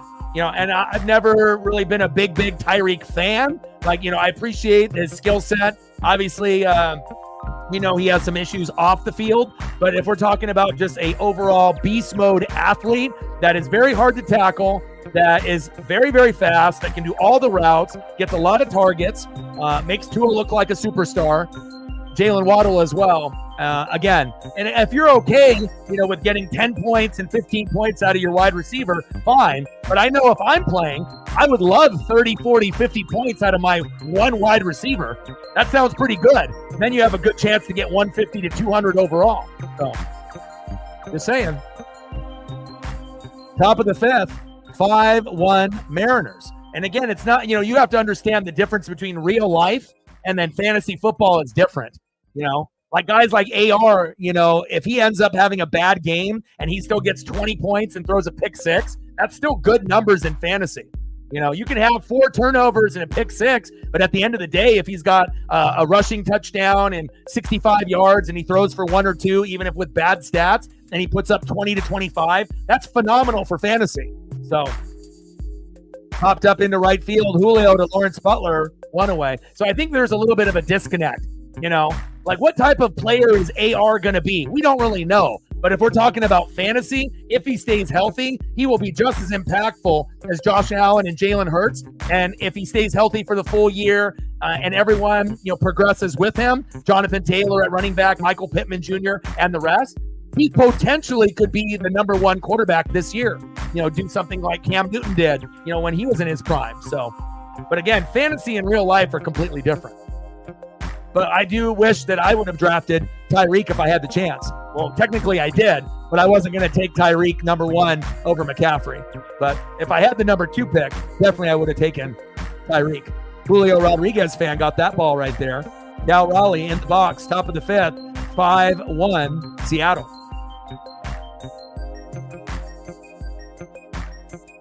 Pitch is outside, 1 ball and 1 strike. Yeah, and Sarah did a good job too, because for her wide receiver too, right, ended up getting a Marvin Harrison Jr. She already watched that player for the whole career. We all watched at Ohio State. And I had a choice between Marvin Harrison Jr. as my 1 or Mike Evans. And I went with Mike because I have to go with the guy that is, I trust, my team, rookie, it's just like, I think that Marvin Harrison is going to be a great, addition as like a wide receiver 2, but I'm not sure if I would want to have him as my wide receiver 1 and then have worse players below him, especially if he ended up getting hurt or has some kind of setback. But as far as skill set, he should put up similar numbers to Mike Evans, maybe even better. So, but I just couldn't take that risk for my wide receiver 1, but I could have. But I already took many, many risks in my draft, but that could have been another risk that I could have taken that could have paid off for me, but I think it will pay off dividends for Sarah. Tyreek has a 1, Marvin Harrison has a 2. That's insane. That's pretty solid. Or even with, Megan, right? She's got Amon-Ra 1, Malik Neighbors 2. And, obviously Neighbors has got worst quarterback, Kyler Murray throwing to Marvin or Daniel Jones going to Neighbors. But if they have literally nobody else to throw to, Neighbors might by default get 10 to 20 points every week because they don't got anybody else to fucking throw to. So I like that pick for Megan as well. And sometimes getting rookies, you don't really know what you're going to get. I got Ladd McConkey. He could end up being the number 1. We already know Quentin, Johnson is no good, right? And they have Joshua Palmer, and he's not that good either. So if Ladd can get in the slot, I might end up having a wide receiver 1 with Justin Herbert that a lot of people passed on in the draft. I'm hoping he's good, but I don't know if he will be. He might be a wide receiver 3, based off numbers and fantasy, but he might be in the depth chart number 1 before the year ends. No Keenan Allen, right? The Bears. No Mike Williams, Jets, right? And no Austin Eckler, Commandos. So there's going to be a lot of opportunities for Herbert, even though we know Harbaugh is a running type of coach. But Herbert's got to throw to fucking somebody, right? And I don't think Quentin and Palmer are really that good with the hands. So if Ladd can stay healthy, that could be a sleeper, piece for me. That instead of me dropping him, maybe I could actually use him once in a while. Rookies are definitely very interesting in fantasy. 3-1 pitch to Randy Arozarena. That one popped foul. 3 balls and 2 strikes. But one thing I am proud of is that, everyone in the league did a great job. I don't really think there's one team that was like, oh my God, this is a bad team. Like, I think that everyone did a really good job with what they had and what position that they were in. And I feel it's going to be very competitive for the playoffs. And there might be a team or two that deserves to be in that gets eliminated just based on the depth this year. Big swing and a miss. Let's go to the bottom of the 5th inning, 5-1 Mariners. Now, if Keenan Allen and Mike Williams and Austin Eckler was there, I probably wouldn't have even drafted Ladd McConkey at all. But once I read that, obviously all those guys are gone, right? They're going to be running the ball a lot, but they need someone to throw to. Quentin can't really catch. And Palmer, might be their number 1 now, but is Palmer really that good? To me, when I look at Palmer for the Chargers, he's like a wide receiver 3, not a wide receiver 1. So if Ladd can get out there, just like some of y'all with some rookies that are on your bench or in your starting lineup, could be, a big sleeper thing. Also, a couple years ago, like I mentioned in the streams a couple days ago, Zini Panini ended up winning our league a couple years ago by drafting Justin Jefferson and DK Metcalf, starting both of them, and they ended up ripping it up the entire league, and she won the whole thing. So sometimes, you have to take a chance, even though you don't really know what you're going to get out of a rookie. All right, let's see who the Athletics have here in the bottom of the 5th. Like, sub, donate, comment, share, help B-Boy out. Let me know what you guys want to do for photos, Megan and Reflect.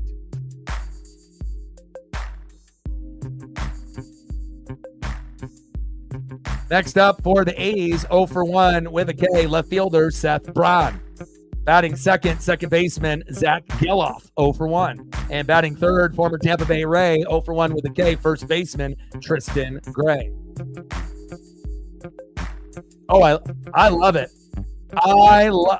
There's a good chunk of your team, and I'm going to be really clear about this. For what you did last year and not knowing what you were doing, and then doing this league in the 12s, and then doing the league this year, your team could actually go all the way. Like, your team could be in the playoffs. Like, Reflect numbers with CeeDee Lamb haven't registered yet, but you guys are only going to be about a point off when you fight and go against each other in week 1. But I know with me and Reflect and the way that we look at teams, we already know your team is very good. Sarah's team's very good. Captain Oreo's team is pretty good as well. And then we got me and Reflect's team, and then you got the other 5 teams that are going to be competing. But, with your quarterback with Allen, with your running backs with Henry and ETN could be a top 5 running back this year, just like Kyron for Reflect. You guys both got really good quarterbacks, Allen and Jalen Hurts. You guys got the running backs. You got the wide receivers. You got Mark Andrews at tight end. Like, really the only thing that you're going to have to, probably think about at some point is getting another defense when the Seahawks have a tough matchup, like maybe when they play the Niners, have another defense to replace the Seahawks in that week. But having the Seahawks week 1 against Denver and Bo Nix is a favorable matchup. And you got Butker as kicker. See, I know your whole team just as much as you do, maybe even more. I spy on everybody, right? But the only position that you might have to upgrade is that instead of playing JSN every week at flex, there might be another player on your bench or a guy that you pick up that might give you better stats. But since he is a Seattle Seahawk and you like him, you can play him there. And obviously with the rest of your lineup being so strong, you can take a chance on one position. So if you decide to put JSN at flex and he ends up getting enough targets and he ends up being the wide receiver 2 over, Tyler Lockett, and you feel comfortable with getting at some point maybe 5 to 7 points, but in other games he might get 10 to 25, then you can take that chance and roll the dice. But really, other than the JSN at flex every week, everything else looks very, very good. Big base knock all the way back to the wall. And we got runners now at second and third with no outs on George Kirby. Again, I've researched quite a bit on everyone's team, starting, bench, and obviously the bench could be a little bit better, but you already know, Megan, that you know that. But just looking at your lineup, there's a different vibe and aura. You can definitely tell the teams that have the really big impact, players, but it all depends on injury, But just me looking at the teams, I can definitely look to see that me, Reflect, Sarah, Megan, Captain Oreo, those are the 5 best teams in the league. Those are the 5 best that had the 5 best drafts. Not saying that Zini and Matt and some of the others are bad, but those are the top 5 if you're looking at roster top to bottom. But one of the other teams could end up surprising, whether it's Shep, whether it's Matt, whether it's Chief will Chief, whether it's Zini, But again, if you're looking at the high-profile positions, the quarterback, the running backs, the wide receivers, the tight ends, and really what makes a winner, where a lot of people don't really realize, to win a league, typically, you're going to have consistency, right, out of certain positions. And what are those positions? Typically, they're going to be the flex, right? Tight end is important as well, but flex, right? Kicker, defense. And if you can end up winning the battle with your flex, your kicker, and your defense, you typically will win that week. And obviously, kicker and defense are the things that are looked at the lowest, even though those should be more of a priority.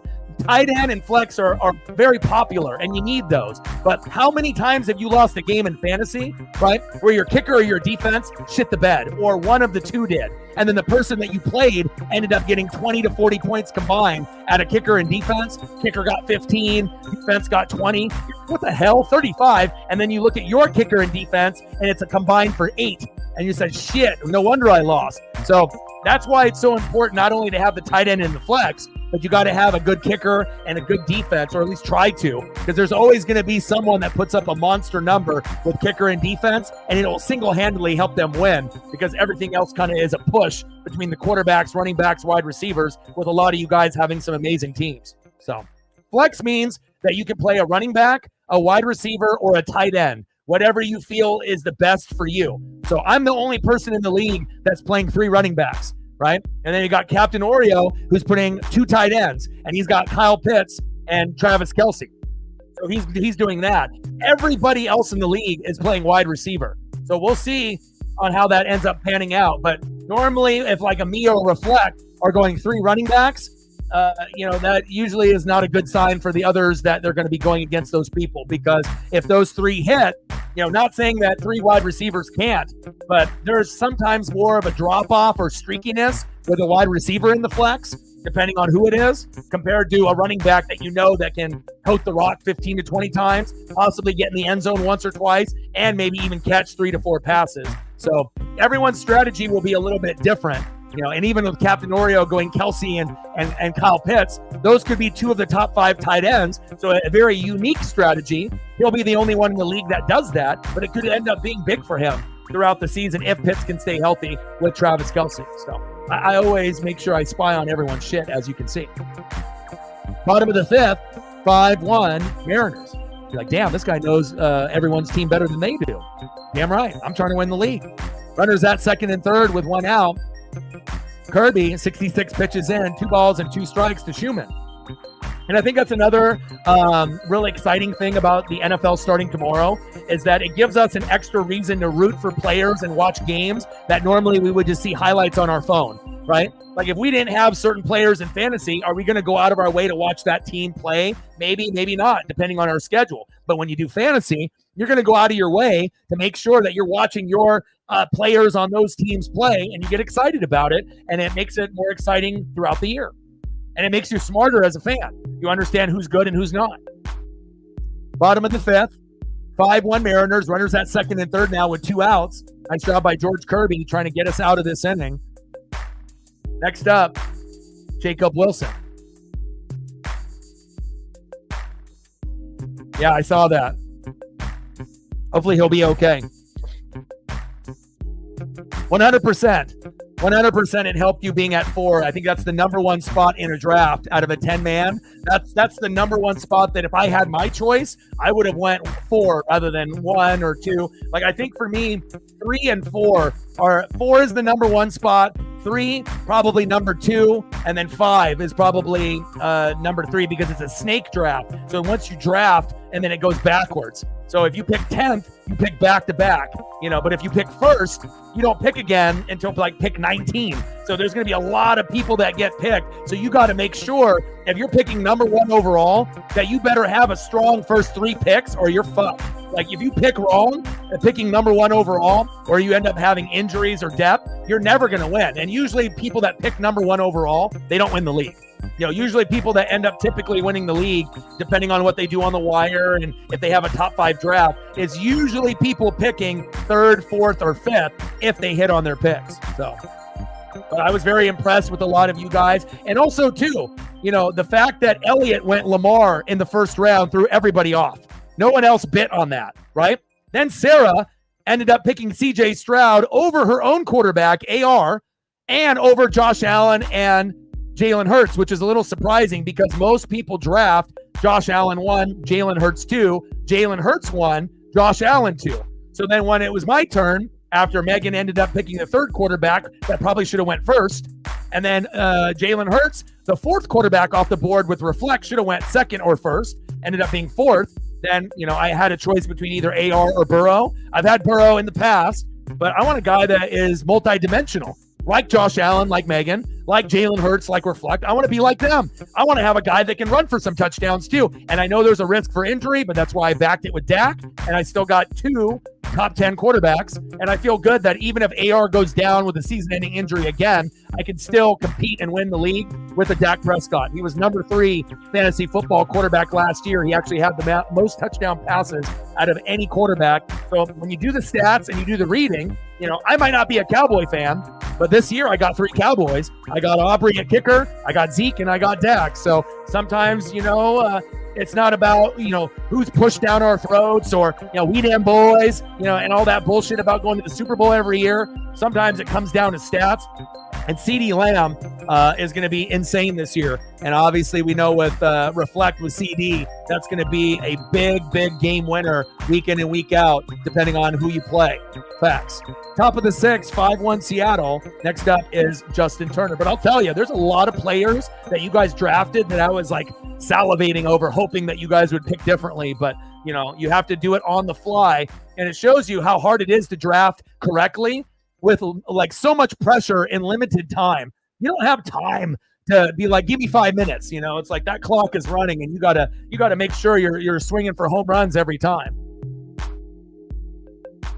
Big swing and a miss there on JT, 1 away. Next up for the Mariners, right fielder Victor Robles, one of our more consistent hitters in 2024 and one of my favorite new pieces. He looks really good here in the City Connects.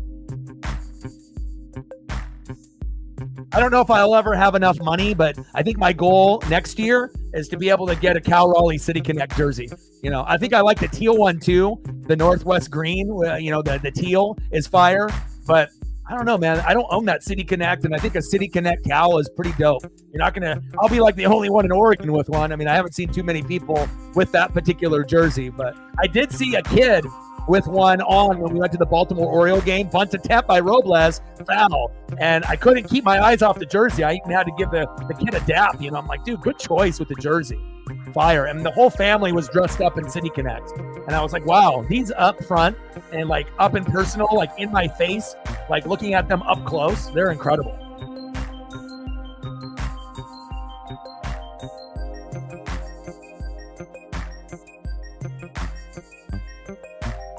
Now, what's the method to your madness, Sarah, of picking Stroud over AR? Is it because of the injury concern and you didn't want to get screwed over with injuries because it happened last year and you didn't want to take the chance? And we already know CJ is going to be a good quarterback, top 5, could end up in the Super Bowl this year or the AFC Championship game. And he is a popular player, and he obviously has Diggs there too. That might be a part of the reasoning with the good Nico Collins and Tank Dell and Stephon Diggs and Joe Mixon. So obviously, there's a reason, that player is picked high. But what was your reasoning why you ended up picking him? Is it just because you wanted someone different than Jalen Hurts or Josh Allen? Because you already know those are going to be good pieces too. because I think that if you would have went AR, I would have went CJ Stroud. So, and because the thing is CJ Stroud, Megan wouldn't have picked CJ Stroud. She would have went Josh Allen. And Reflect definitely would have went Jalen Hurts because that's who I wanted. And I already knew, and that's who he won the league with last year. So I already knew Tush Push. I was like, oh, I already know the players Reflect is trying to get, and he's trying to get the same ones I'm getting. 1-2 pitch. But if it was flip-flopped and you would have picked AR, I would have went CJ. And I think we would have both been happy either way. So but sometimes you got to take a chance in fantasy. Top of the 6th, 5-1 Mariners. Nobody on with 1 out. Sears still on the mound, 92 pitches in. Robles, little dribbler towards third, throw to first. 2 away. MSU in the building. What's good? Well, Josh Allen and Jalen Hurts and AR, Anthony Richardson, have more value because they're going to be able to run and throw. Not saying that, guys like Patrick Mahomes and CJ Stroud are one-dimensional. They'll still have, some games where they may rush, for a touchdown, but they're not going to be doing it as much. They're going to be more in the pocket.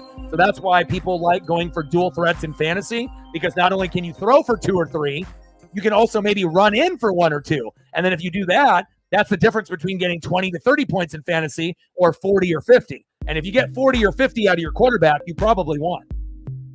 Popped up. Butler is there. And that is out number 3. Let's go to the bottom of the 6th with a nice 5-1 lead. Yeah, absolutely. I got you.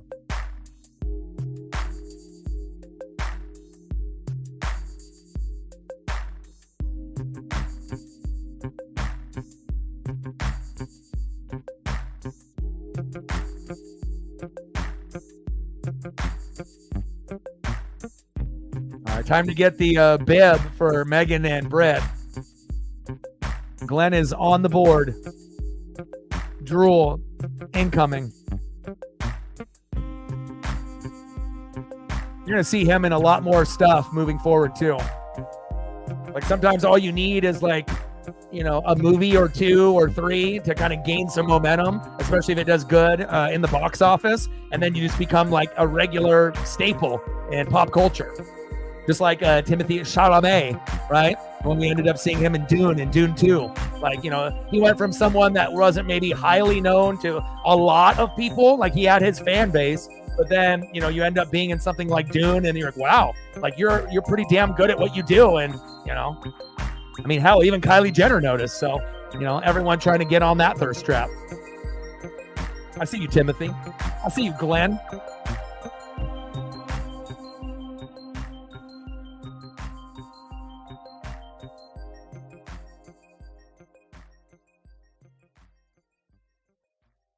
I'll even sprinkle in some Stefan in here too. Hopefully before the commercial break. And then Reflect, you let me know if there's anything you want to see. I got you. What are we sitting at on the likes right now?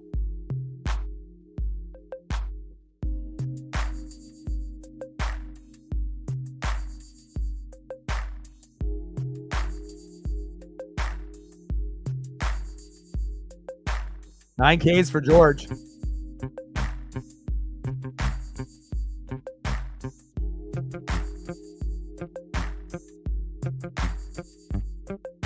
See if I can get you one more before this pitch. First pitch here, Kirby into Lawrence Butler. Pitches outside, 1-0 count. Appreciate you.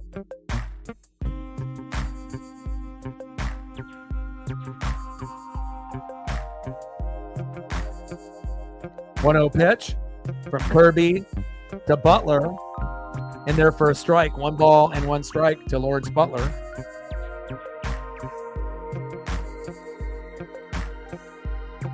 I knew that Britt would react there.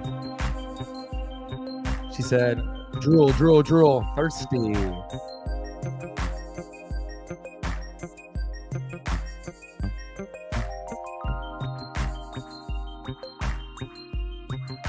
Oh, really? Big swing and a miss. 2 balls and 2 strikes from Kirby to Butler.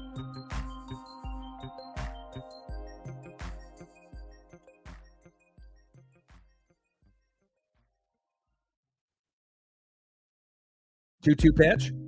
Pitches inside, 3 balls and 2 strikes. I figured you were lurking. I figured you were. I sent you a chase picture today. I imagine you saw it. Playoffs. NASCAR Cup Series should be fun. 10 races. 3-2 pitch. Butler. Urias. There you go. 1 away.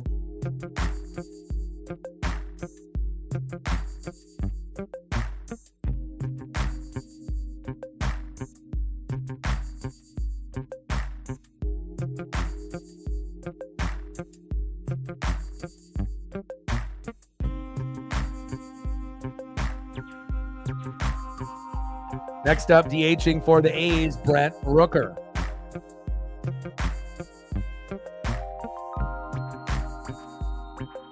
And the funny thing is like if you actually look at our draft, our draft, yours and mine, and then obviously the players that we both had at some point. Like I had a guy, I dropped him because I needed someone else. You picked him up, or you had a guy, I saw value, you dropped him even though you didn't want to. I picked him up, like James Conner. And sometimes when you have that memory of what happened last season or the season before, you have particular, guys in fantasy that you kind of lean on. Like sometimes there'll be a group of guys that are all equal in talent, like 5 of them, like wide receivers, but you're only going to pick one out of those 5 that you really like. That's one of your guys. And even though the stats might be similar, everyone's got a preference, based on quarterback or running back or wide receiver for whatever the reasoning is, but I definitely have like a type of player that I usually look for in drafting, not just with the consistency, but that definitely is a big part of it. Oh, I sent it to you. He posted it today. I think I sent it to you on Instagram. You're sleeping. You got to be checking the notifications from your boy. But I was surprised to see anything from him today, so I figured I would share that with you. Our boy, Napa know-how. Chase Elliott, bringing people together since 2022 and beyond. 1-2 pitch. Little chopper up the middle. Diving catch, JP. Throw to first, off a knee, safe. Lauren in the building. We're at 27. Nice. 3 more to go to get to 30. I saw that. He's like, snap face. I'm on the line now. Insta face. He's funny. And plus, I think a big part of it wasn't really him. But again, where like the one video that leaked where he was end up leaving his girlfriend's house, who's like in her 20s, and he had like no shirt on and got like hammered the night before. Bill Belichick is living his best life, obviously, after breaking up with his longtime girlfriend, and you never know what he's going to get himself into. Nice base knock. That's going to send one home. Throw home. And there is no throw. Rooker comes home. 5-2 Mariners. Nice double by J.J. Bleday. He is a double machine. Bottom of the 6th, 5-2 Seattle. J.J. Bleday bringing home Brent Rooker.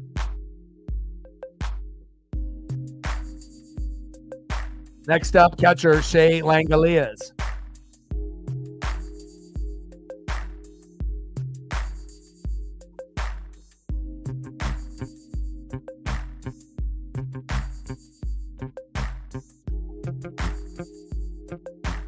But it'll be interesting to see, if there's anything interesting that he ends up posting.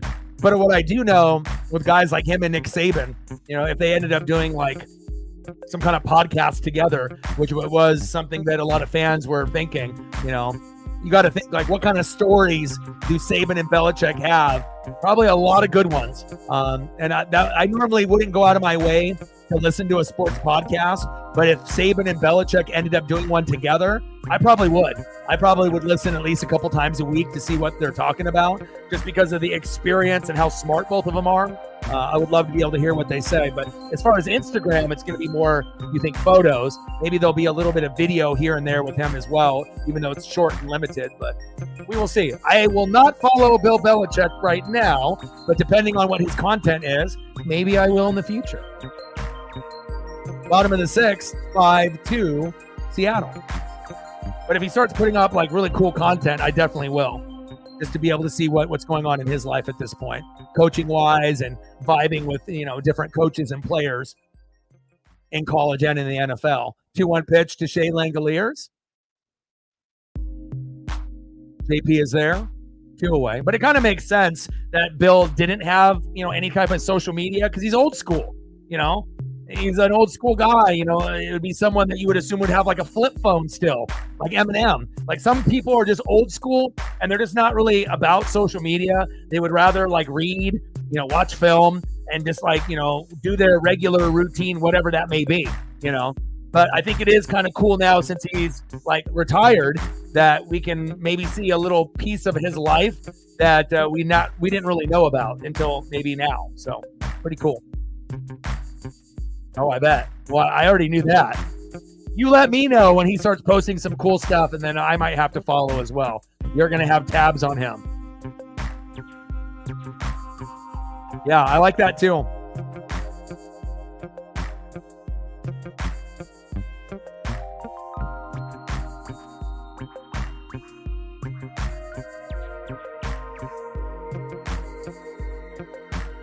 Man, you're lucky. I haven't even seen it yet once.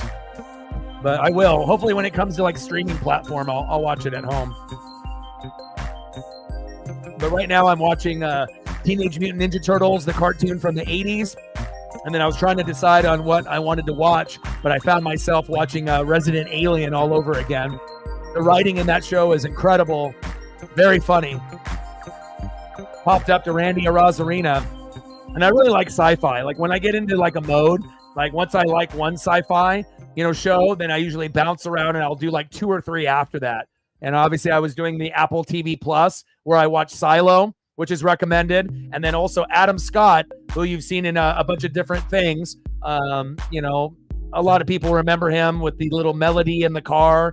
Obviously being in Step Brothers as the asshole brother. But also he's been in many, many other things after that as well. But I feel with that particular actor, if you watch Severance, where they end up having this company where they end up, kind of putting in like a thing inside of your brain where they can manage like your work life and your home life. It's a very cool concept and kind of the good things and bad things that come from it, because sometimes they can't remember what's going on if they had the procedure or not. So they have to like watch video of themselves, like talking to themselves, like, before the procedure and, the people that are controlling them. Like I said, those are highly recommended, and Apple TV Plus, not everyone subscribes to it, but if you are a fan of sci-fi, I do highly recommend checking out their sci-fi library, because I've already gone through like Disney Plus and Amazon Prime and Hulu and Netflix and Disney Plus. So once you go through like all of the apps, and if you're looking for something new and fresh, I would recommend it. And I obviously have Resident Alien, the main actor that plays the alien, does an absolute phenomenal job. Good cast, good vibes, good laughs. And one of the writers of that show actually writes for Family Guy. So when you actually watch the show, even though it's just with people and then a kid can see the true form of the alien, but everyone just sees the doctor in human form, they did a really good job with that particular show. So I'm always going to be looking for stuff like that as we wait for the new shows to drop in September and October. 7-1 Angels on the Dodgers. Wow.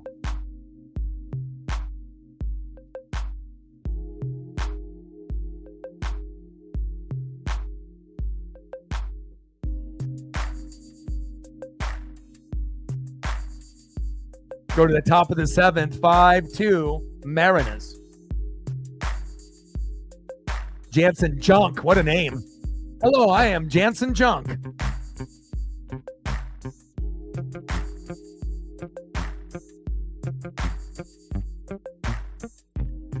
Next up in the box in the 8-hole, third baseman Luis Urias. Big swing and a miss, 1 ball and 1 strike.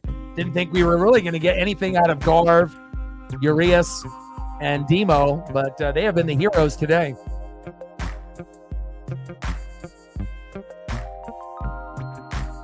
$16.84 to go. Hell yeah. Yes. I love him. Like, I was so blown away after I watched it. I was like, you know, if you could pick any actor to play someone that has like entered a body of a human and being able to play the role so like brilliantly, you know, like that quirkiness, and then the way that they have the alien talk, you know, kind of like, you know, he's trying to get acclimated on what it's like to be a human, but with that kind of dry sense of humor, but also the sarcasm, but trying to figure out like, you know, how humans are and how they react to feelings and everything. Back. See ya! Wow. Unbelievable that we said today, what are the chances of Garv and Luis Urias actually making big plays or doing something crazy like a home run? Fast forward 5 innings later, Luis Urias actually did it. The sports gods were actually listening to our stream and said, you know what? We're going to give the 2 worst players in the lineup a day of their lifetime. Not only Mitch Garver, but we're going to get Luis Urias with the trident. Unfucking believable. They're going to make sure that we're going to win this game today since we're not doing any Mariners until next Tuesday. Thank you, sports gods. What a good present. My God, 6-2 Seattle. Let's go. Unbelievable. Next up, Dylan Moore. Incredible. Wish we could have gotten this like in those first 2 games, but I guess sometimes they have to have a pity party on us Mariner fans, and they understand how we have heartache and heartbreak, and they're like, okay, these guys have suffered enough. We got to make sure for the Mariner fans they at least go out on top while they do these NFL games, while we prepare for the Padres next Tuesday when Kirby will be on the mound again on my next baseball stream. 1-1 pitch to Demo. Demo crushes it. Wow, on the top of the wall, almost homered himself. Wow, he missed a home run there by like inches. What the hell is going on today? I really feel we must be in the Stranger Things upside down. Is it season 5 already? Mitch Garver, 3 RBI night, balling out. Luis Urias, who plays like 5 to 10 games a year, home run. Dylan Moore, almost home run. What the hell is going on? I'll take it though. It's a lot better to be up 6-2 than down 6-2. Oh my God, you've never seen Step Brothers? You have to. It's one of the best comedies of all time. Like, you know, there's going to be Dumb and Dumber and Ace Ventura When Nature Calls, and there's going to be, you know, Talladega Nights, and, you know, there's going to be certain ones, you know, and obviously we know Jim Carrey and Jeff Daniels were the duo in the 90s. But I think, you know, obviously Will Ferrell, and obviously John C. Reilly, you know, in the 2000s, that dynamic duo of those personalities, you got to see it. It is so good. I mean, I put Step Brothers up there with like Superbad as far as like movies I can watch at any point, at any given time and enjoy it. I can't believe you haven't seen Step Brothers. It's so good.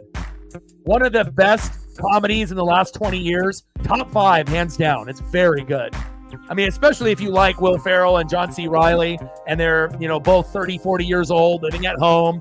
They end up having their parents date. They end up moving in with each other and trying to sabotage each other. Then they become friends, and then you have to kind of watch on how it goes. But it's written brilliantly. A lot of funny parts in that movie, too. Top of the 7th, 6-2 Seattle. Runner at second. Nobody out. Next up, J.P. Crawford.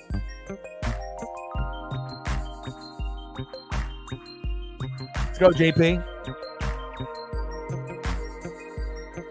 There we go, J.P. Nice single to right.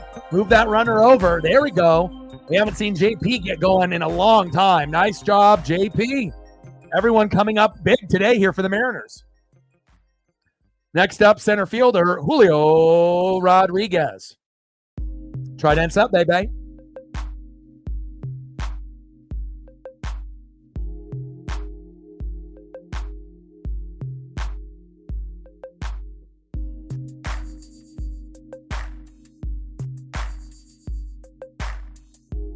Wish we could play like this every day. All right, where are we at on the likes now? Are we getting close to 30? I hope we are. Where are we at? We're at 27. If you haven't smashed the like button yet, please do. 2 more. Now we're at 28. Thank you so much. 2 more to hit the goal for the stream. And then obviously 30 to 50 is the main goal throughout the night. Let's go.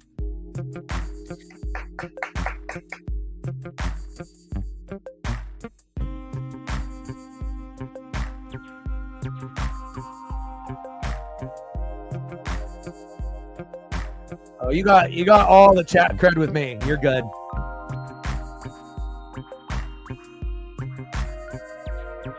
I just need you to live closer to me, living all the way on the East Coast when I'm on the West Coast. See, that needs to be solved, right? That connection needs to be solved one day. Top of the 7th, 6-2 Mariners. Runners at first and third. Junk on the mound. What a name. And Julio in the box.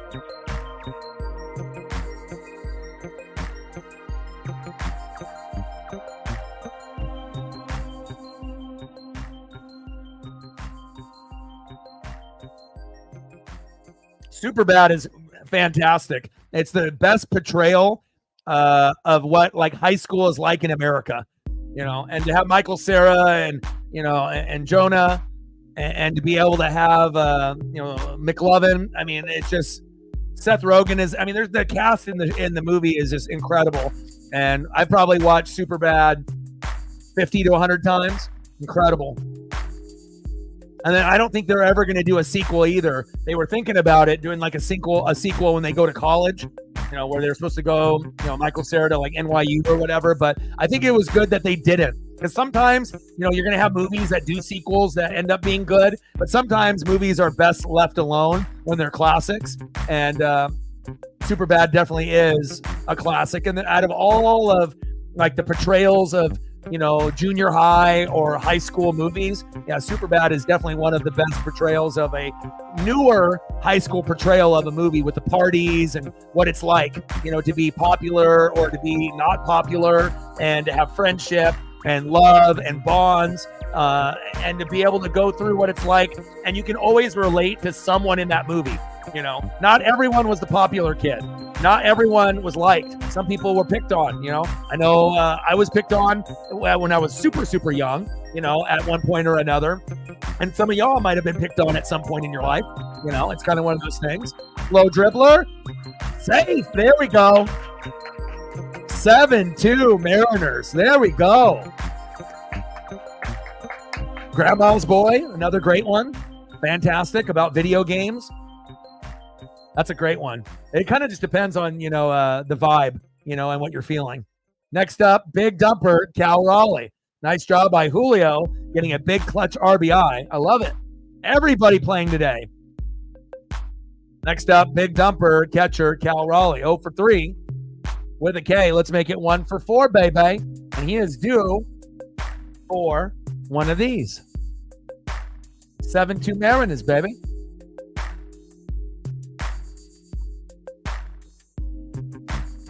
Yeah, I enjoyed Oppenheimer. Obviously, it's long, and you have to pay attention, but the way that it was done was fantastic.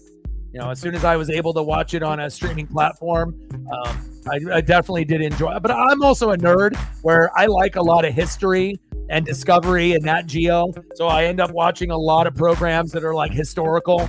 I like being able to, you know, understand what happened in the past and different types of culture and how they lived, you know, whether it's in like Roman times or, you know, depending on, you know, if we're talking cowboy era, you know, whatever it may be, you know, going back in the gold rush time, 1800s, 1900s, going back into the samurai era, you know, where we've actually seen some shows, you know, just recently that portrayed some of these things that have been very, very good.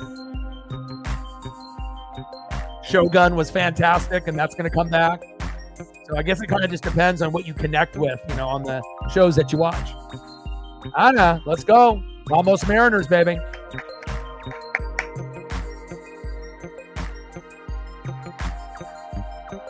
Big swing and a miss. 1 ball and 2 strikes to Big Dumper, Cal Raleigh.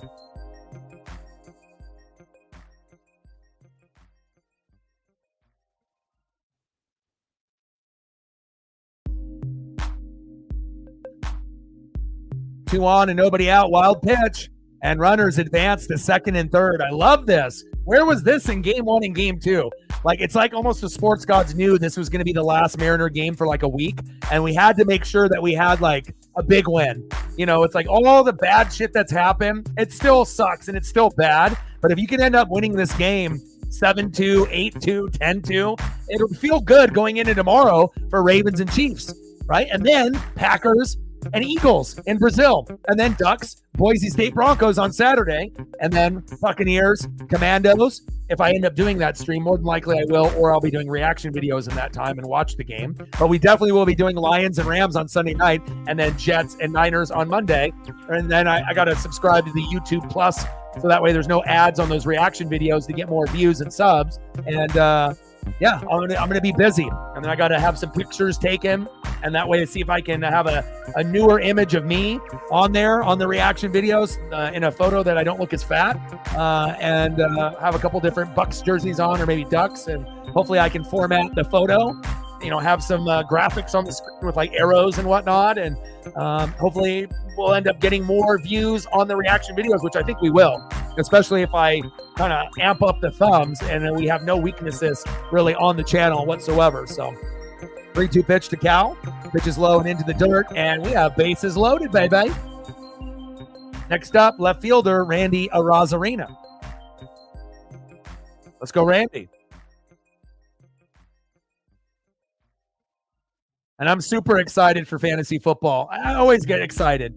Like, I'm on fantasy football so much, it's disgusting. Like on an average day, I refresh and look at my lineup, which I already know what it is. But like a crazy ass person, I'm probably looking at my phone, at my lineup. Randy, it's fair. There we go. Bring them all home. But I mean, I'm on it like 3-4 hours a day. But I'm also spying on all of your guys' team and looking at the wire as well. There we go, Randy Arozarena.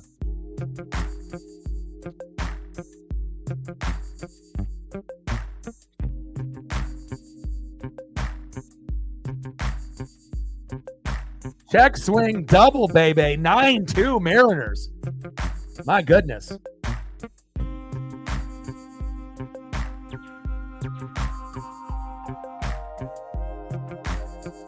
Next up, first baseman Justin Turner. Are they trying to like replay to see if that was fair or foul?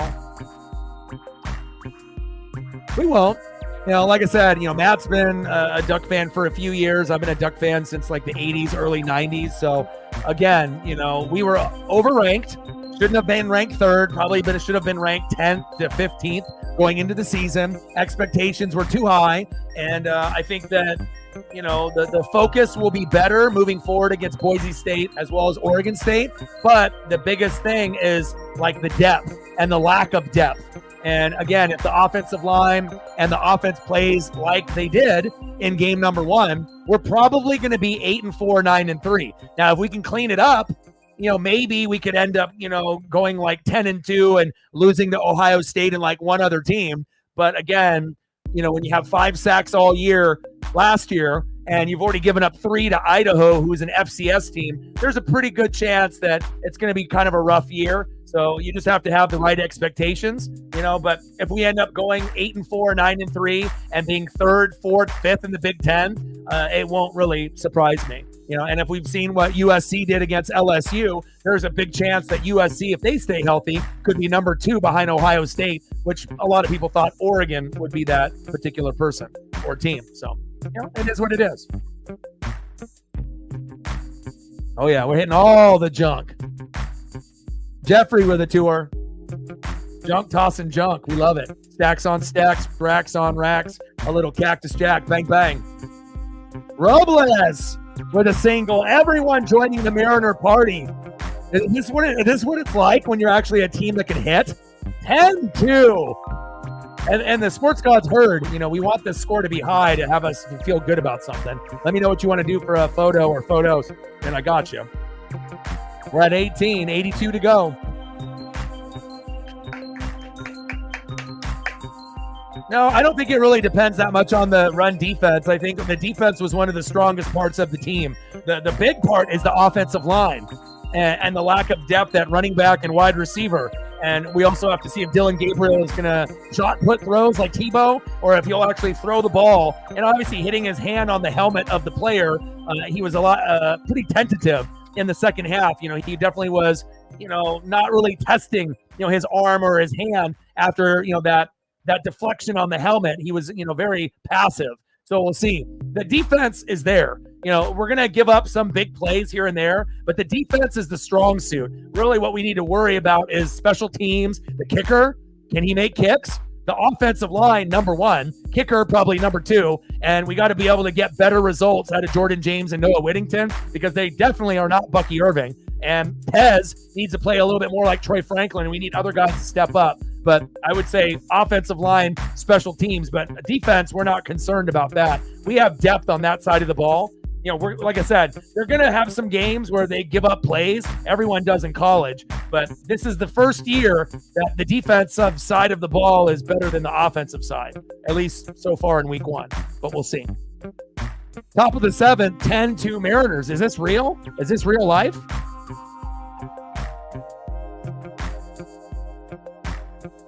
He doesn't. Why not? Stacks on stacks, racks on racks, little Cactus Jack, bang, bang. What's going to happen, Matt, when they come out with a report that the relationship was fake and it was just to be able to get girls and fans to join Taylor Swift to get her subs going as well as the NFL's, and it was an agreement, and that the whole thing was for publicity and it wasn't even real? What's going to happen with Swifties and Keith fans and Travis Kelce and Taylor Swift fans when that comes out?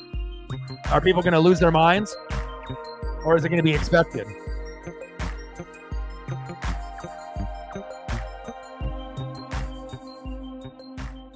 Yeah, I think they're gonna do pretty well. Obviously, Jonah Coleman for the Huskies. I wish we had him on the Ducks. And USC looks very, very good. I mean, maybe the one piece that's not going to be that great will be UCLA. But obviously, for the other three, Huskies did well, USC did well, Oregon did not. But you never know. I mean, the season is long. We'll have to see. And it's not like we have all the top teams this year. It's not like Oregon is playing Ohio State, Michigan, Penn State, USC all in one year.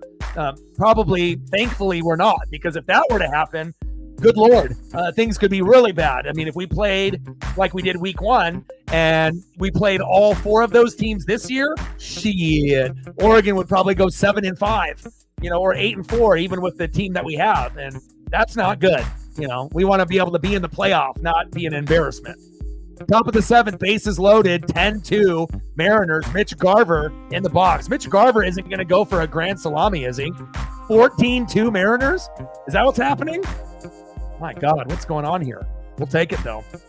DX with a fiver. Stacks on stacks, racks on racks, little Cactus Jack. Bang, bang. Well, I wouldn't expect anyone to be watching Step Brothers now. It's an old-ass movie, But just the simple fact that Step Brothers was brought up by Brett that she's never seen it.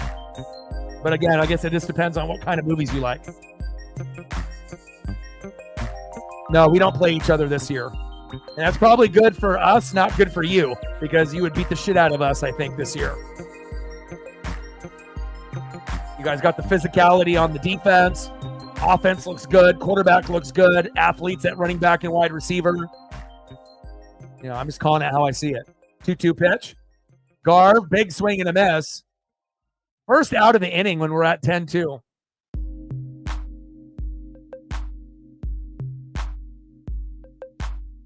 Next up, third baseman Luis Urias.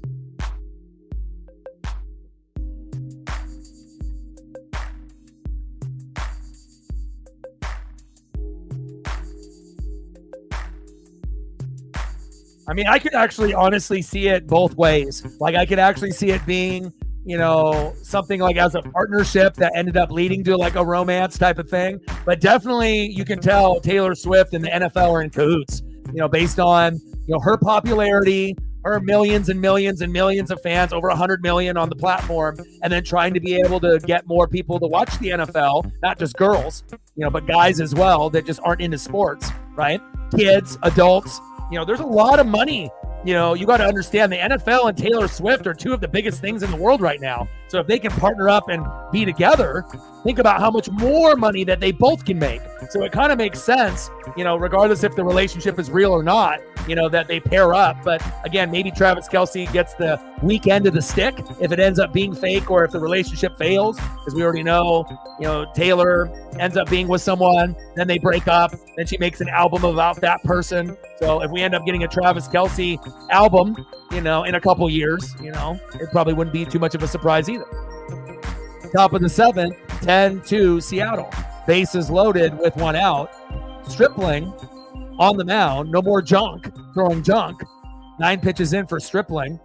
Luis Urias, 2 for 3 today. And you couldn't have predicted that either. Talking about parlays and predicting, thinking that Mitch Garver and fucking Luis Urias are going to be like the best players today. Out of this world crazy. But again, we deserve it. We've had a shitty year, right? We deserve a little bit of happiness before we get into the NFL tomorrow. And I'm really happy the sports gods are giving this big win today for us. Not just a 3-2 win, which we would still take if it was a walk-off for us, but just we're going to kick your ass type of game, and I love it. And we might not be done. 10-2 Mariners, top of the 7th, bases loaded, 1 out. Luis Urias with a 3-2 pitch.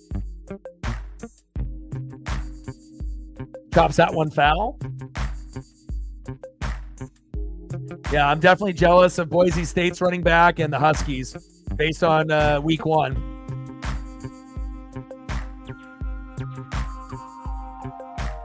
Yeah. Plus, when they were on TBS all those times, depending on where you lived in the country, stacks on stacks, racks on racks, a little Cactus Jack, bang, bang. But again, I feel like if you didn't have a connection to a baseball team growing up, there was a lot of Cubs and Braves fans for being on WGN for the Cubs, and then obviously TNT for Turner Sports and the Braves. So it's like if you didn't have a connection, but you just wanted to watch a team every day, it would be easy to follow those two teams. Throw to first.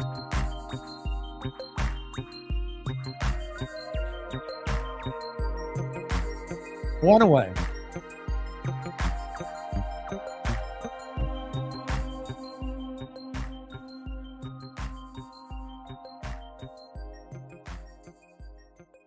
Come on, Luis.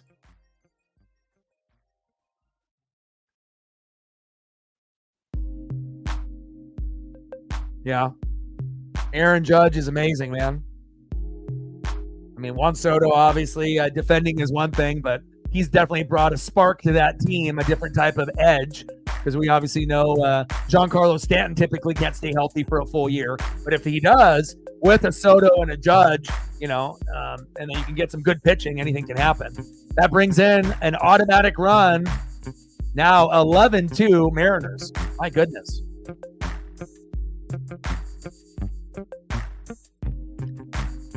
Urias with the walk. We'll take it. Next up, second baseman Dylan Moore. 11-2 Mariners. Crazy.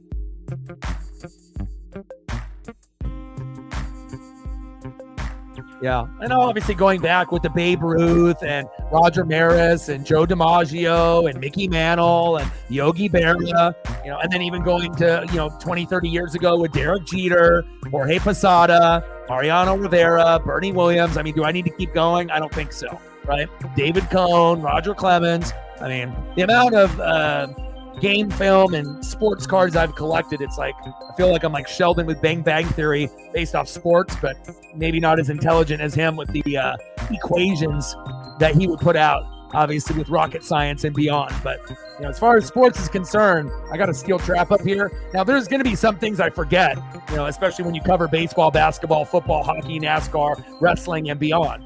But yeah, Yankees definitely got that history, just like the Dodgers do on the West Coast.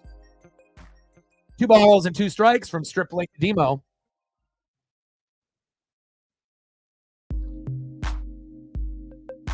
Born in Atlanta, felt it in Seattle. Nice. I mean, sometimes you'll feel a connection, and again, you might be born somewhere, but it's all like what feels home to you.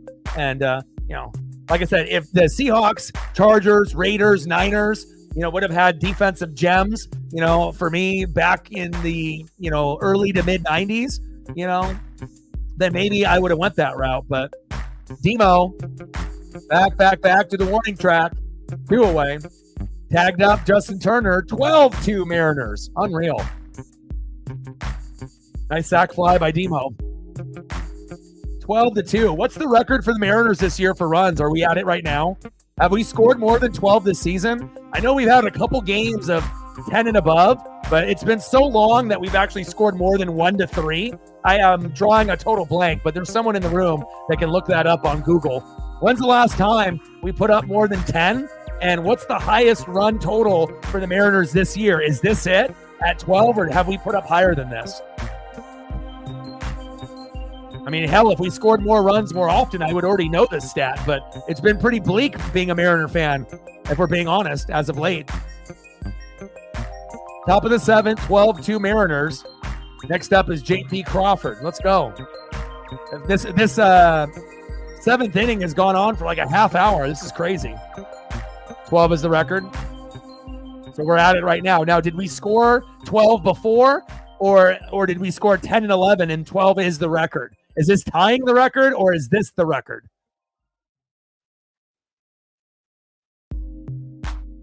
Yeah, all the way through the lineup multiple times.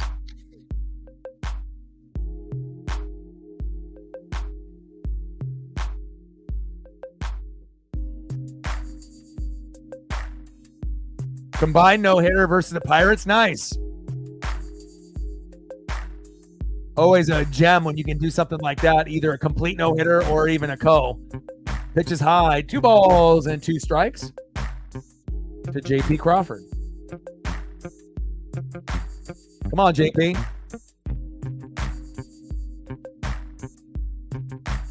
2 outs and 2 on, 2-2 pitch. Crush that one foul. Count remains the same. 2 balls and 2 strikes with 2 on and 2 outs. 12-2 Mariners. You fucking kidding me? Where was this game 1? Where was this game 2? We'll take it. 2-2 pitch. JP. Little dribbler. Run to first. And we finally get out of the top of the 7th inning after like a half an hour.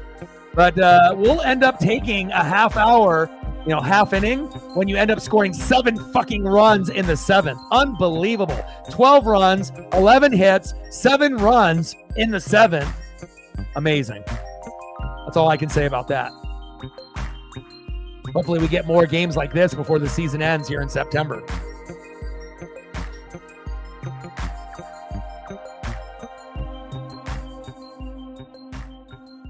Let's see who's up next for the Athletics. Let's see if they're still awake. They're probably just like, okay, we've already beaten these guys' asses 2 games in a row. And then they probably didn't expect to be down 12-2. But, hey, life's a garden. Dig it. At some point, you got to be able to give them the Hollywood Hogan boot, right? Let's go, baby. Joe Dirt approved. Let's see who's up next here for the A's, which is another movie that's very, very good that I've been meaning to watch. This and Tommy Boy. Black Sheep. Another good one.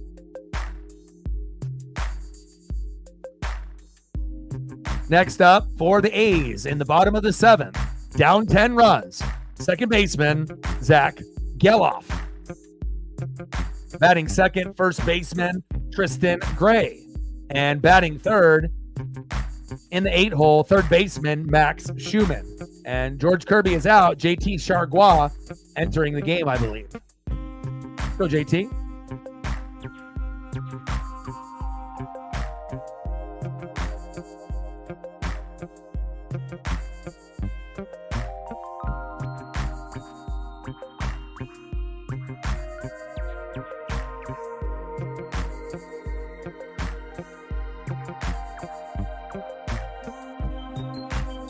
Let's go, Ems.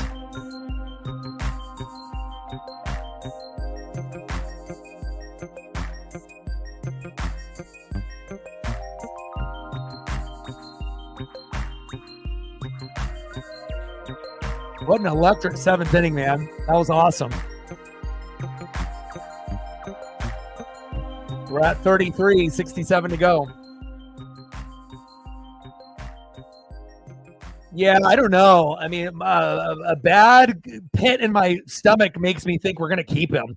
Like we already fired Scott, and that's good enough for the owner, which is bullshit because we should get rid of Jerry at the end of the year. And then, if they want to keep Dan, that's up to them, or they can try to find someone else. But again, definitely Dipoto leaving after this season is a must, but we might have to stick with him one more year before they fire him, or 2, which would be insane and insanity. But you know how the Mariners roll. You never really can count on what the fuck they're going to do, right? JT Chargois was in the Seattle Mariner farm system and ended up kind of bouncing around, went to the Marlins, and we just got him back at the trade deadline with Jimmy Garcia. But then Jimmy Garcia and Gregory Santos ended up getting hurt, so we didn't even get a chance to use those guys. another big part of us losing games and our bullpen being weak. And then we bring in guys to be better for the bullpen. And what happens? Those guys get hurt. So hasn't really been ideal with JP, Julio, a little bit of Robles, Randy Arozarena, as well as Gregory Santos, on top of Jimmy Garcia, and the most important injury, Matt Brash. Not having him all year has fucked us over big time. Bottom of the 7th, 12-2 Mariners. Nobody on, nobody out. 3-2 count from JT Chargois to Zach Geloff.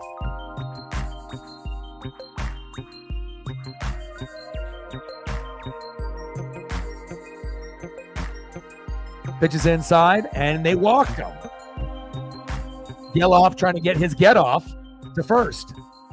Next up, first baseman Tristan Gray. 0 for 2 with a K. Let's see if he goes 1 for 3.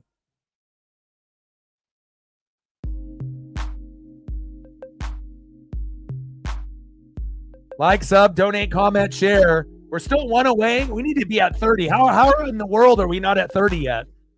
Like, sub, donate, comment, share. If you haven't smashed that like button yet, please do. We need 1 more to hit 30. Figured we'd be there by now.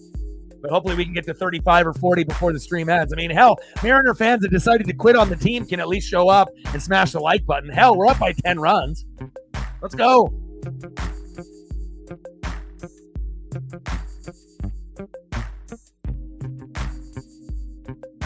One more. Let's get there. 30 and beyond. Appreciate that, Reflect.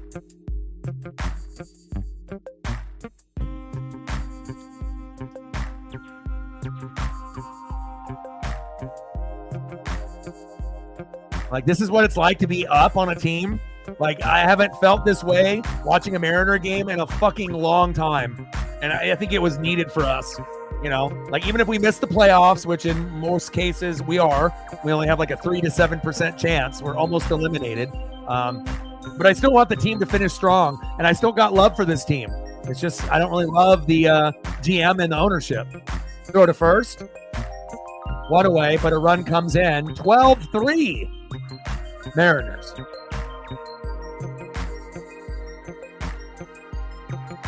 Next up for the A's, third baseman Max Schumann, 0 for 3 with an RBI and a K. Schumann grounded out to the shortstop. Geloff scored on that last at-bat by Schumann, not Gray. Next up, Jacob Wilson. 15 runs combined. I don't think anyone would have predicted this. Right. Always good when we can get 9 or 10 Ks on top of 10 plus runs.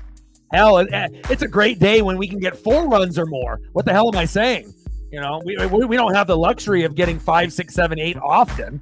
You know, like, there's probably only a handful of times that we've hit over 8 this season. So some Mariner fans might be sleeping. They might be, taking a nap. They might not watch any more games in 2024. But for us that are loyal to the soil, either to the Mariners or the NWSF or both, I'm really soaking this one in. This one feels good, especially after losing back-to-back games with walk-offs, and having fucking Kano rip out my heart like in Mortal Kombat. I mean, that was brutal. When it happened in the first game, that was brutal. But then yesterday, I mean, it was just ridiculous. But that's, I guess, what happens when you're struggling as a baseball team. Bottom of the 7th, 12-3 Seattle. Runner at second, 1 out. JT Chargois on the mound. Jacob Wilson, 0 for 2 in the box. 1-2 pitch from JT to Wilson. Check swing, dribbler to first. 2 away. Yeah, that would be nice. That would be great if we could actually, be competitive. But knowing the Mariners, what would happen is the Astros would start shitting the bed, the Mariners would get hot, and then we would miss the playoffs by a half game or a game. That's typical Seattle Mariners. Everyone gives up on us, then all of a sudden we get hot, the bandwagon fans come back, and they think, oh my God, we have a chance. And then the Astros start losing, all the other teams in the American League start losing, and then right when it comes down to the end of the season, we miss it by like a game or a half game. That would be so Mariners. I know that's not going to happen, but if it were, it would be like the most comical, laughable shit of all time, but also the most painful. Because if we just took care of business against like the White Sox and the fucking Angels and the bottom feeder teams, right? Then we could have made it. But that's the story of life. Life is unfair. Because I do the work of two people. Duh. Come on, my guy. Get on board with the show.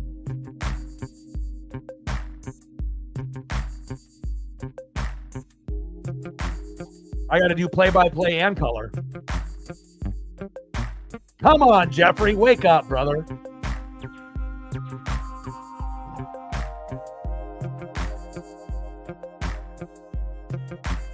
Let's see who's up here next for the Athletics. Right fielder, 1 for 3. A run and a K. LB, Lawrence Butler. Wow, we're already 2 hours and 30 minutes in. This game will probably go to that 3-hour mark unless we have a very fast 8th and 9th inning. But I guess it just depends if the Athletics are going to continue to keep trying to score runs or if they're just going to give up.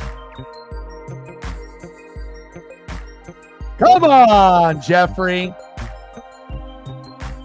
Making comments like that, I'm going to have to call you Game of Thrones Joffrey. Come on, Joffrey. My goodness.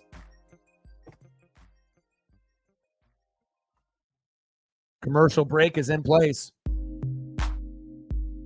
And like I mentioned multiple times on the stream to Joffrey and everyone else in the room, mental health, the most important thing that you can do every day. Addiction, depression, anxiety. We go through these things not only as sport fans, but just in our everyday, lives in general. So if you have problems and you feel like you're in the gutter, make those minor adjustments to your daily routine. Exercise a little bit more.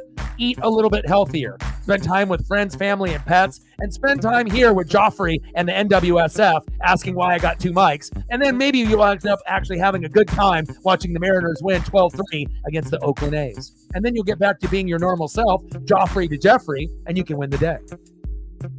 Bottom of the 7th, 12-3 Mariners, and they bring in Taylor Saucedo, one of the biggest liabilities on the Mariners staff. But when you're up 9 runs, what the hell? Fuck it, right? Put him in there. I mean, you're probably not going to be able to put him in there too often now, but might as well now, right? You're up 9. It's not like he's going to give up 9 runs, right? Better not. Bottom of the 7th, 12-3 Mariners, runner at third, 2 outs. Taylor Saucedo on the mound, Tyler Nevin in the box.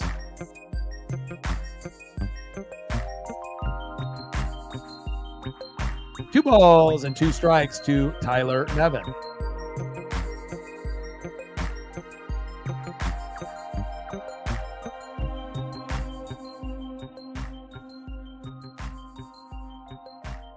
Two pitch. Crushed that one foul.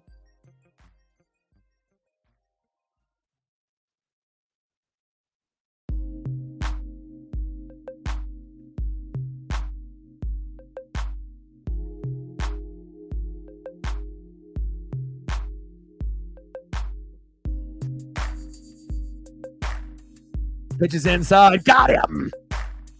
Taylor Saucedo. When Taylor needs 1 out, he's pretty good. But when he needs 2 outs or 3 outs, he's absolutely terrible, or at least he has been, as of late.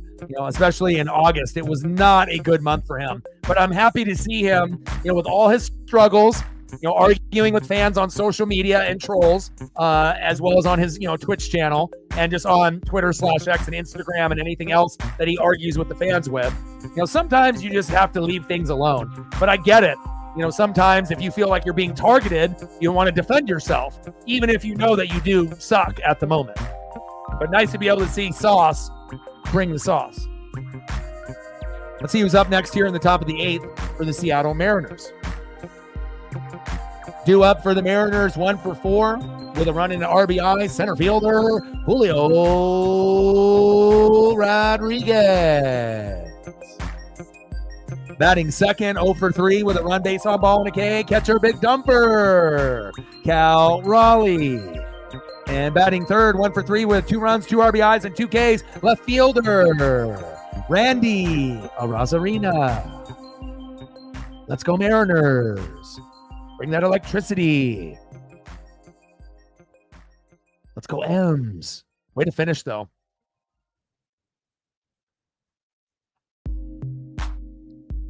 Under 15.5. I said, let's go pitching. You're wild.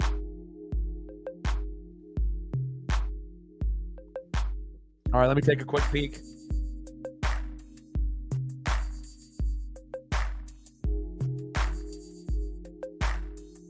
Yeah, I like that route. Fullback with the wheel route.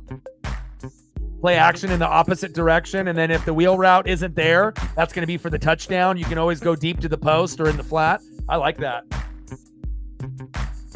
That's a good play call. Not just for the Ducks, but fucking for any team. But you have to have a fullback good enough to catch the ball. Not many fullbacks can't, right? Not everyone can be like a Mike Allstott.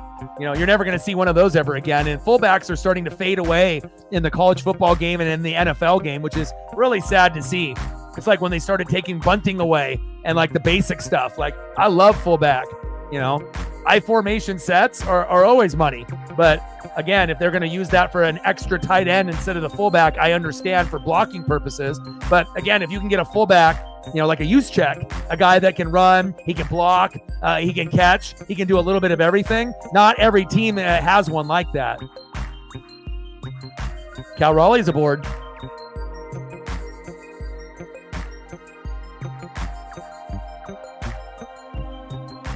Let me see if I can pull it. Let's look at the notifications and let's look at the play call. Matt is with his expertise in the play calling. Will it let me grab it though? There we go. I was gonna say it wasn't letting me grab this play, but I do like this play a lot. Next up, Randy Arozarena.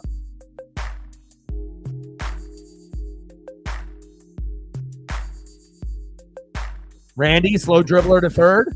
Oh, and he bobbled it. Error. Max Schumann with an error. We'll take that.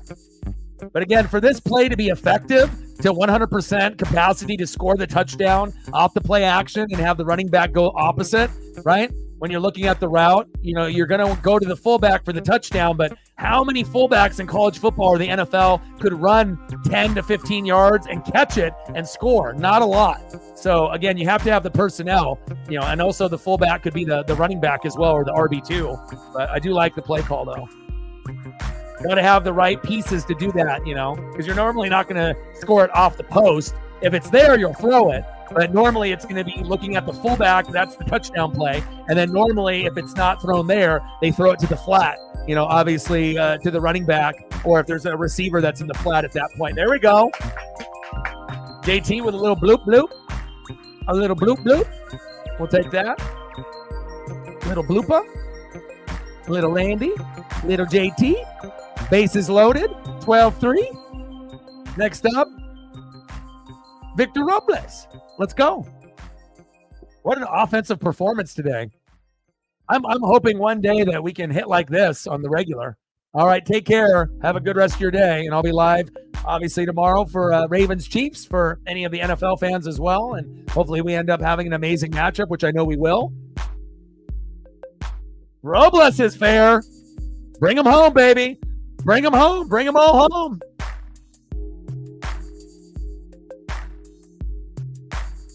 Victor Robles doubled the left. 14-3. Almost a bases clearing double. Unbelievable. What a day we're having here, huh? Next up, the hero of the game who started it all, DH, Mitch Garver. Finally earning that paycheck.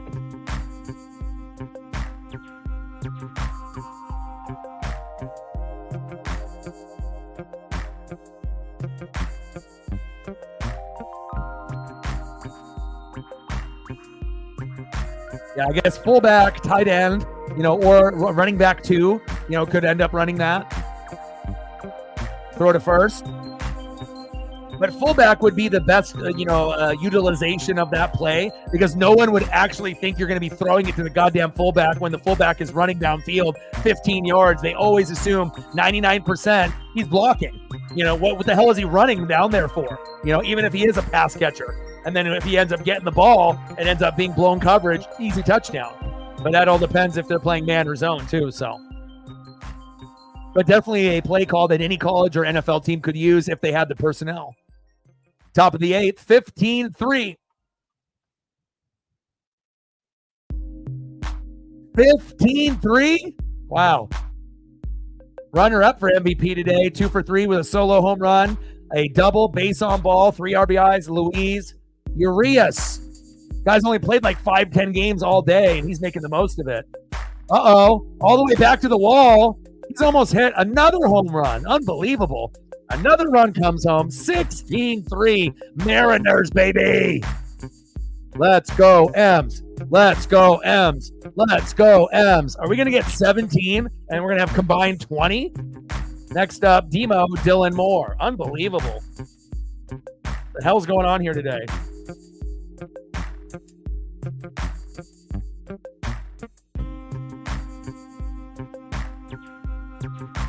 Last time my buddy messaged me, it was 9-2, and he was excited. I'm like, bro, 16-3 now. Popped up, Demo. And that is the end of the inning. Wow. Let's get 7 runs in the 7th, and then when you think the Mariners are just giving up and we're already coasting and we don't care anymore, hey, let's put up another 4 in the 8th. Are you fucking shitting me? Look at the stat line. 16 runs, 16 hits, no errors. Unbelievable. Unbelievable. Crazy. Crazy. I love it though. We needed something like this. Like I would have been totally fine with a 4-3 win, but getting a 16-3 win is just fucking ridiculous. And based on how the Mariners have played in ridiculous fashion, this is nice. Good shit. Yeah, definitely bring the fullback back. But again, there's not a lot of people that are built like Mike Allstott anymore that have that kind of skill set.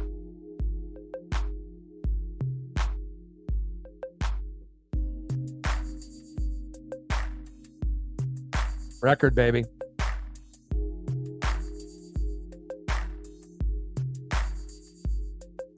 Stacks on stacks, racks on racks, a little Cactus Jack and Maui's son where palm trees sway. Matt Padding dreams of football plays with Taylor Swift tunes and teams so true. Ducks and Broncos cheer his view. Clever. Reflect the poet. I see you. Not only is a great poet, but a great fantasy football player. Respect. Let's go. Yeah, you would think. Yeah, I think our mental health is going to be good tonight for the very first time for the Mariners in like a month. Thank you, Seattle. Hey now. Okay. Just because, we're both struggling with the Red Sox and the Mariners, you don't have to shit on our parade. You can at least, we need to be able to do the best that we can. But the funny part is, by shitting on our parade and saying this would happen to us. We are the Seattle Mariners, and the thing is, once we score big in one game, we do score nothing, typically the next game. Now, I don't know about 5 games. I mean, if you're really trying to get me in sad mode, I don't want to be like, Travis Scott has sicko mode. I don't want to get into sad mode with 5 straight games of 0, even if we're out of playoff contention. But I do think that is kind of funny, though, because, yeah, it is true. When we usually put up, 7 runs or more, typically the next game we put up 0 or 1 every single damn time. But maybe we won't do 5 games of 0, okay? Otherwise, if that happens, I'm going to need some therapy. My goodness. Bottom of the 8th, 16-3, Mariners.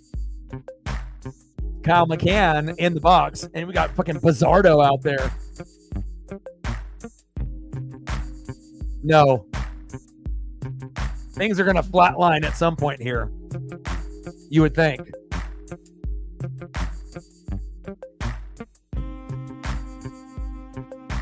You already know things are getting crazy when you got Sauce and Bizzardo entering the game.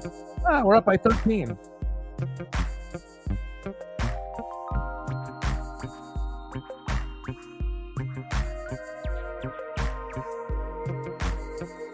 .254 average, 4 homers, and 12 ribbies for Kyle McCann.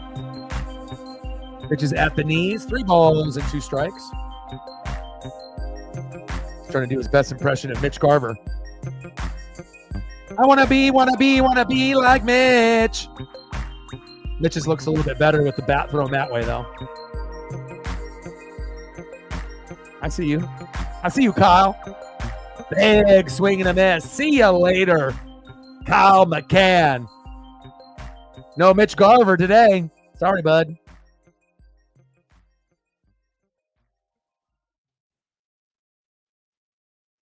Most runs we've scored in this building? Well, I would hope so.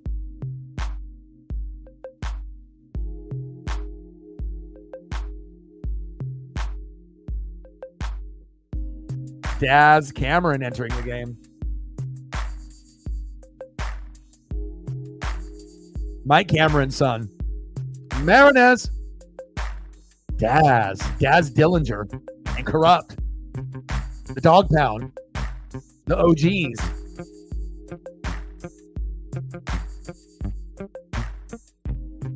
Mitch, please. He did great today. I mean, the only thing that could make the day complete is if we get some of the other guys get a chance to get in there. Mitch Haniger, Rojas, Luke Raley, little nuke at the end.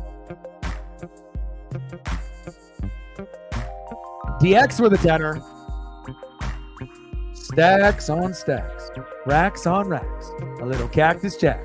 Bang, bang. I know, wild, right? Crazy. Cubs getting a combined no-hitter. Mariners putting up the most runs in a bajillion years. Slow dribbler. Urias.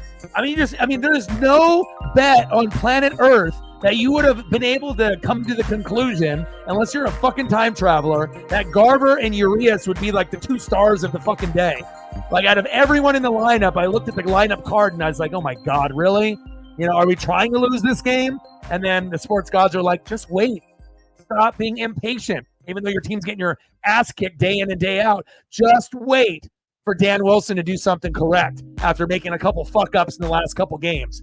And did he make some really good calls today? Yes, he did. Good job, Dan. I see you.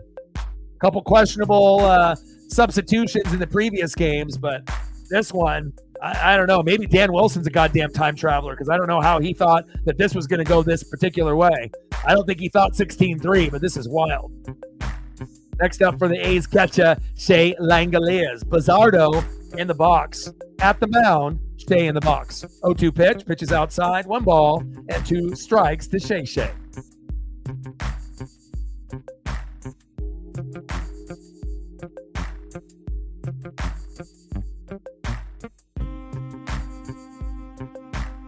Pitch low at the knees, 2 balls and 2 strikes.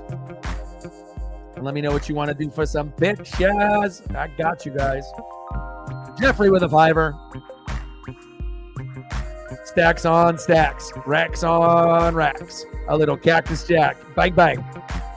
And even though the Mariner organization is, as far as management is very, very bad, there's no, I feel, that, Julio and Cal have a good chance to be Mariners for life. I don't think they're going to let Cal go. I would assume that even with the agent that Cal has, you can't let, arguably the best catcher in baseball, not named Adley Rutschman, go to another team. If you have to pay him, like a Julio type of contract, maybe not as much, but something pretty big, you do it. If there's one player that you pay, it's Cal. Because if you don't have a good catcher, everyone that is pitching for us isn't going to be as good. That includes Logan, George, Brian, Bryce, and Luis. So, but I don't think Julio, based on the contract that we gave him, we're not going to let him go.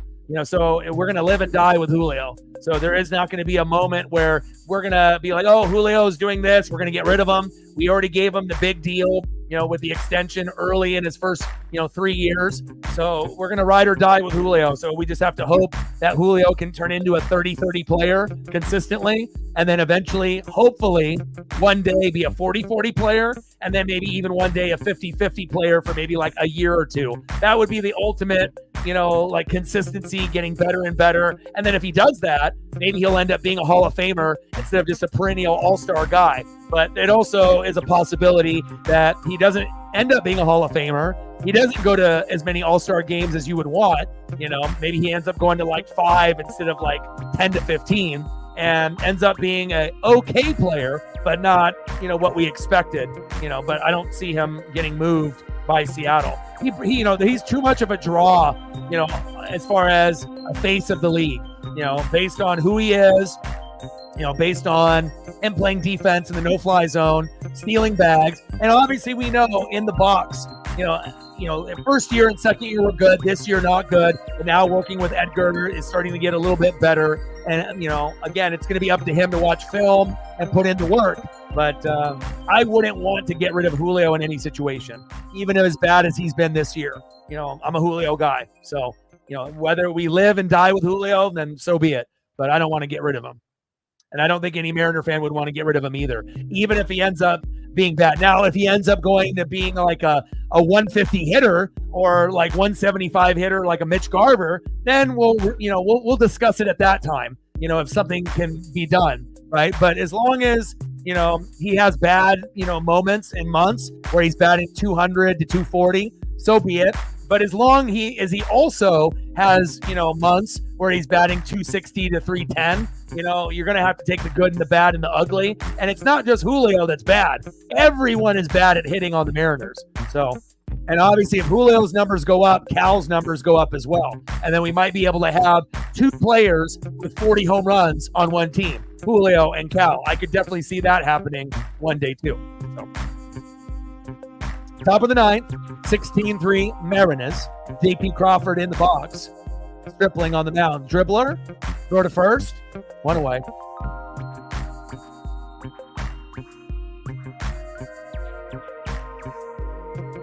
I mean, there's going to be a lot of kids that specifically go to the game in Seattle for just Julio, or there's going to be fans that play fantasy baseball or are just fans of good players typically, and has he been bad this year? Yeah, but Julio is always going to be a top 5, top 10 face of baseball.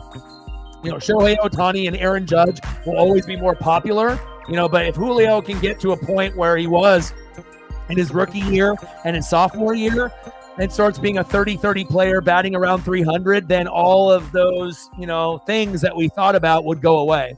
Popped up, out number 2, 2 away.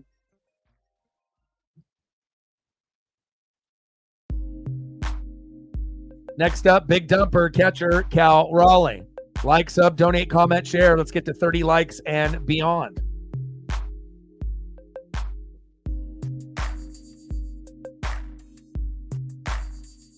Everyone's messaging me, 16 runs, LOL, wow. What team is this?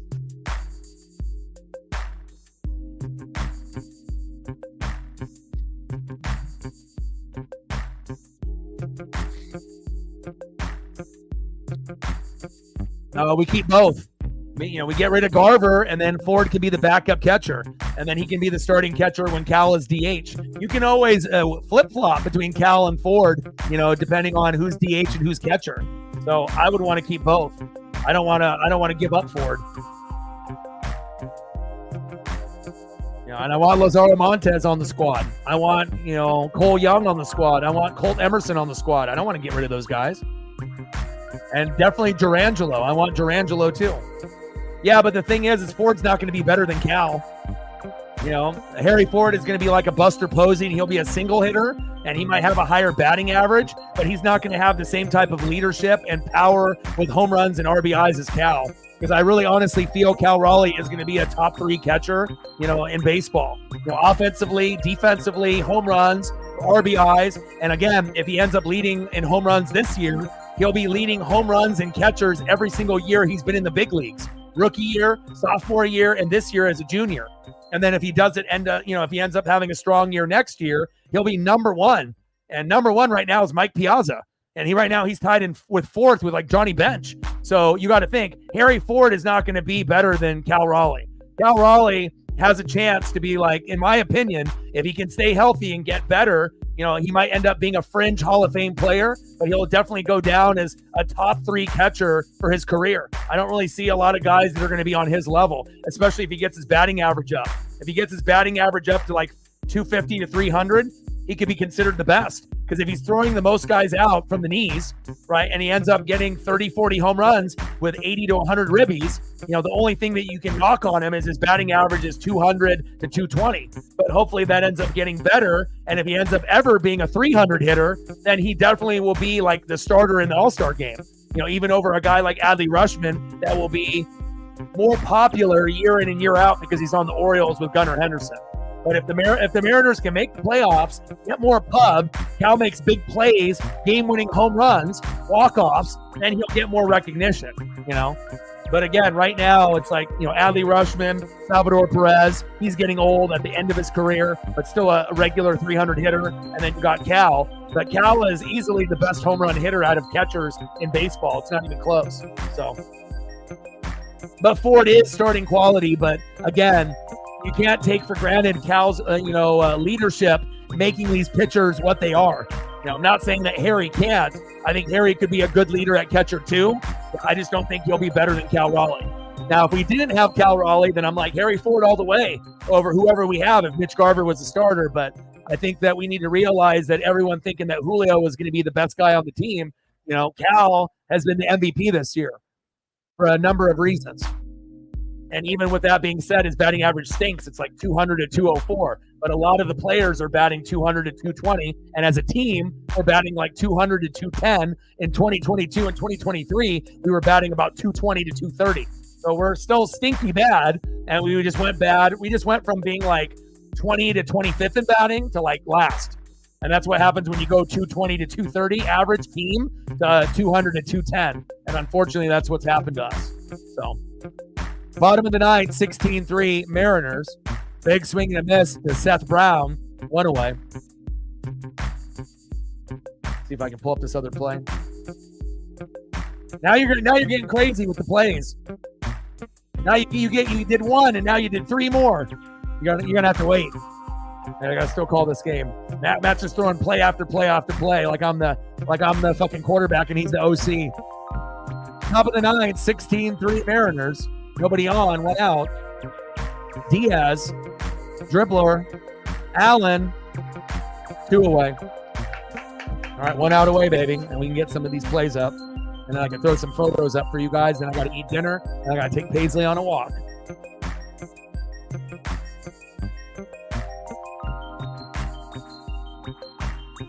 Yeah, that's a great list.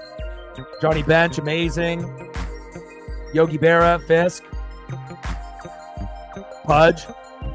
Absolutely Pudge. Buster. Gary Carter, super underrated.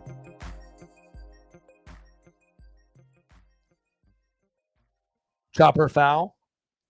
Britt's staying up late with one eye open, looking at O-Dog's face at 9:27 here, but 12:27 on the East Coast. It's past midnight.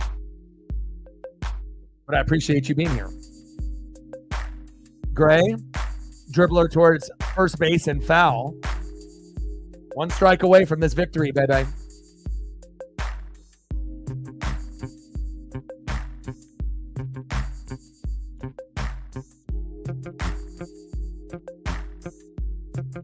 Yeah, but that's actually incorrect, Willard, because after the All-Star break, the 2 teams that have the best records, the Houston Astros won.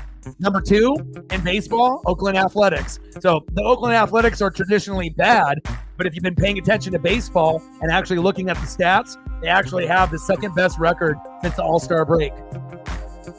Come on, Willard. Bad take.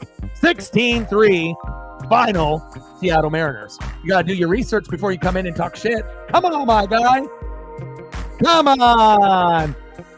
Final score, Seattle Mariners 16, Oakland Athletics 3. And when the Mariners win, what do we do?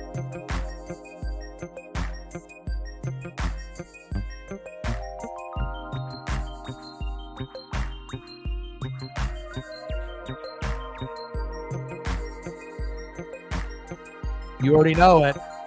We dance. Mariners win. Mariners win. Mariners win. Let's go. We'll take it.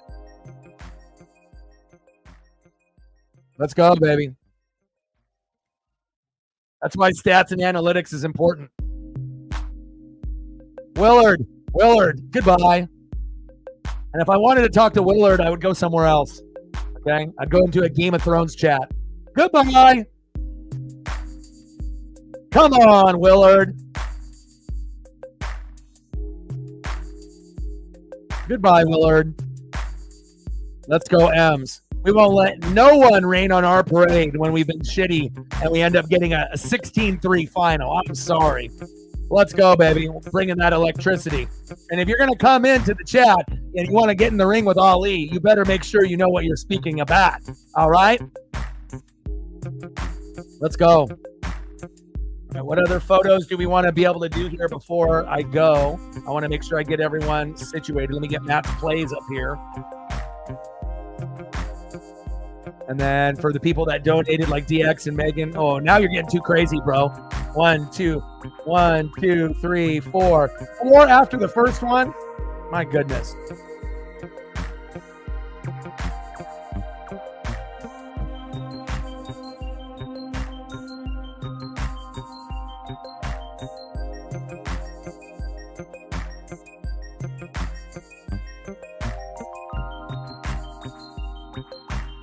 Let's go over some of these plays real quick that Matt wants to share. And we'll go ahead, a few photos here and a few photos there. You got too much glare in the top right corner. Uh-oh. Win the day, but you got too much glare. Uh-oh. Matt.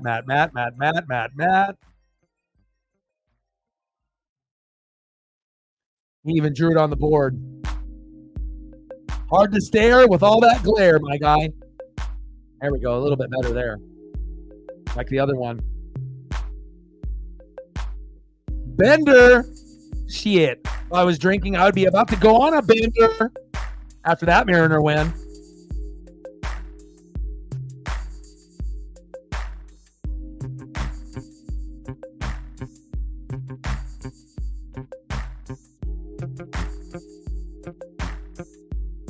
What a great game, man.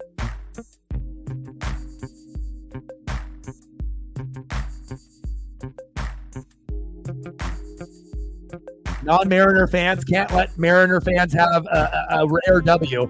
Like we finally win one game after like 3 months, and then people got to come in here and try to shit on the parade. Well, you guys suck, and you guys normally can't hit, and you can't beat the good teams. Is that where we're at? Man, my life must be sad for Willard. Willard.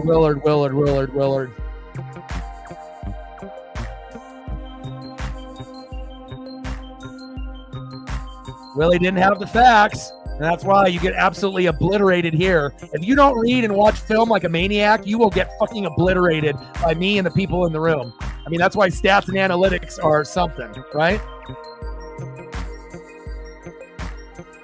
Yep. You guys can't beat the good team now, only the bad teams. Willard.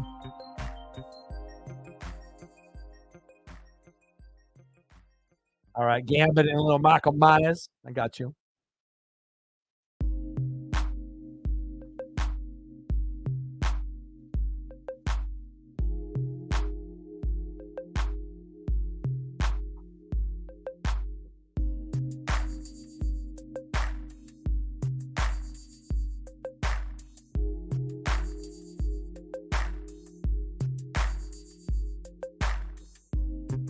I mean, Mariner fans deserve to have nice things too, you know? It's like we don't really get too many opportunities to actually be happy.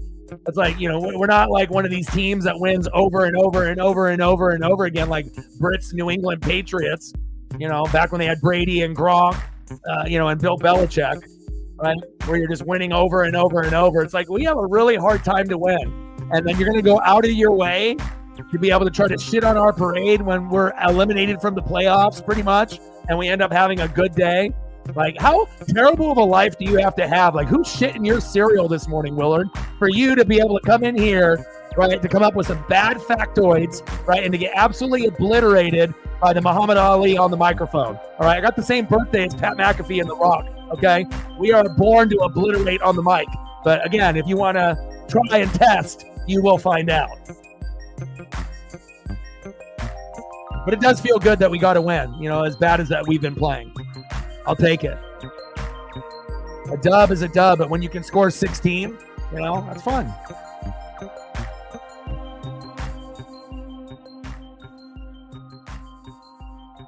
Amateurs.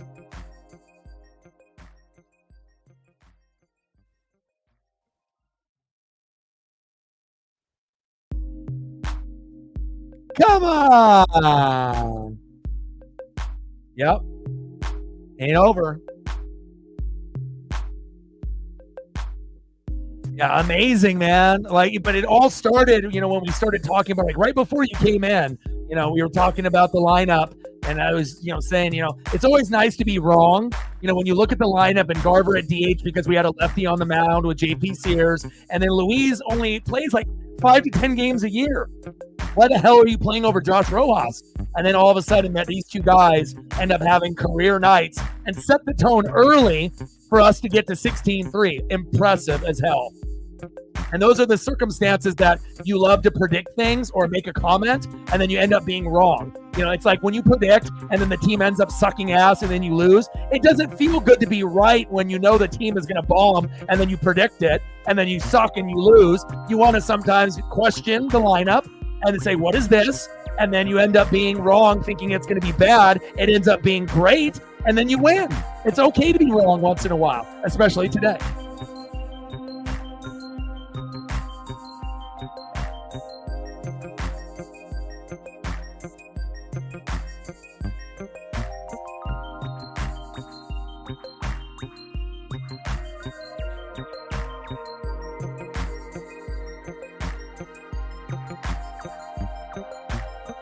Wild game. I don't know what was more wild, Jeffrey turning into Joffrey and then going from Joffrey to Jeffrey, or Willard. It's been a day. And we got the Ravens versus the Chiefs tomorrow. Can't wait. And I got to do a reaction video too, either later after that game is over or possibly in the morning, because I still got to do the thumbnail, take a little bit more time with it. And also the look of the reaction videos might be a little bit different. So I'm going to kind of do some tinkering with my programs and see how I want to do the layout. But I'm super excited for tomorrow. And also fantasy football, right? Anyone that's got Ravens or Chief players or kickers or defense or anything Chiefs or Ravens, I mean, we're getting it started. And I'm going against Zini Panini, and she's got 3 pieces tomorrow with Pacheco, Zay Flowers, and Ravens defense. And I got Chiefs D. So obviously our defenses are probably not going to put up that many. It is possible that one of the teams might put up 8 or more, but it is possible that they both put up 0 or 5 or less. But, you know, we'll see. I'm looking forward to seeing Derrick Henry in a Raven uniform.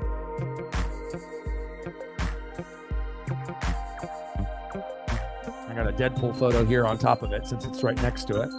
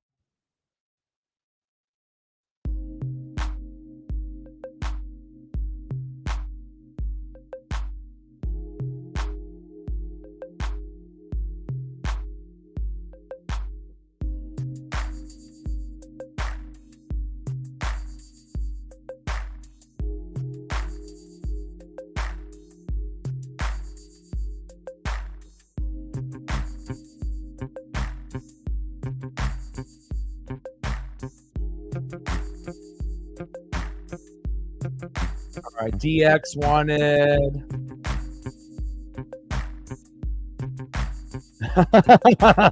Good night. Love ya. Buenas noches. Vamos, Mariners. All the way from Mexico. Love it.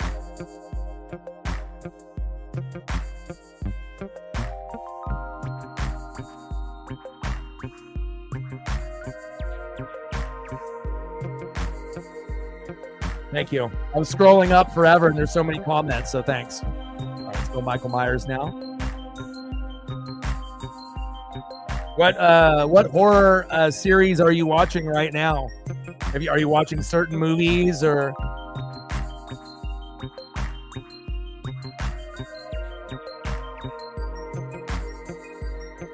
And we're starting to get into that season pretty soon. I mean, again, going from July to August, August to September, and then once we get into October, then you're going to see a little, marathons of things like this.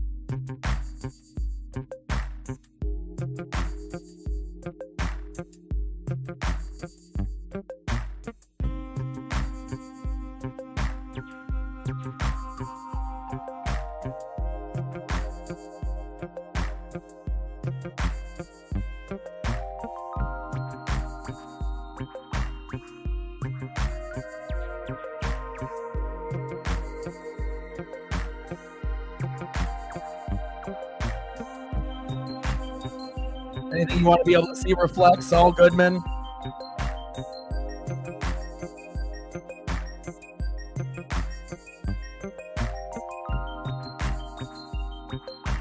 Oh, okay. All right, take care. No problem. Have a great day.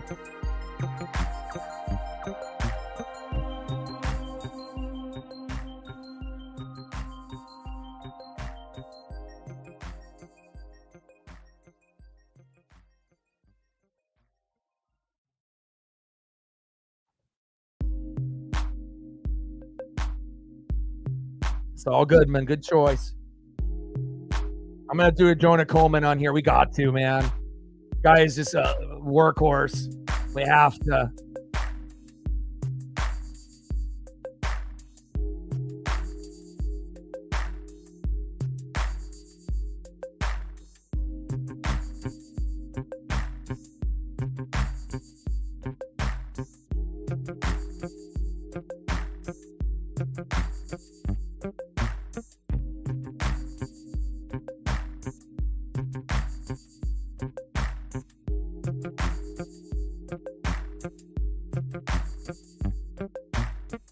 Yeah, baby. Love me some college football. So much.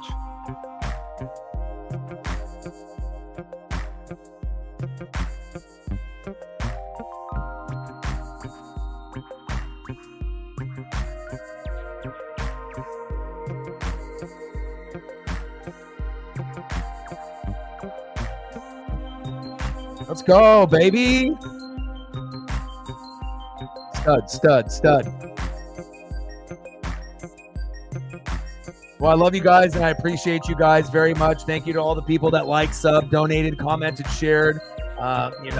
So many crazy things, Jeffrey to Joffrey, Joffrey to Jeffrey, Willard, fucking 16-3 final by the Mariners over the A's after having walk-offs the last two nights.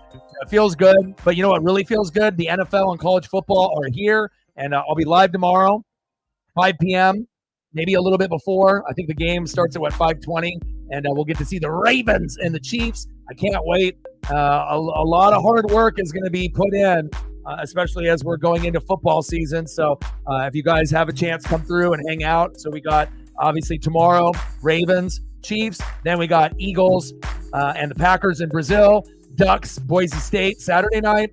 And then we got Rams and Lions Sunday night, Jets, Niners Monday night, and then obviously Mariners hosting the Padres Tuesday night. George Kirby on the mound for that one. So I love you guys, and I appreciate you guys very, very much. And I got one question for you. Who you know talks sports like us? Your boy Ryan, Northwest Sports Fanatics, and I'm out. Guys, go Rams, baby.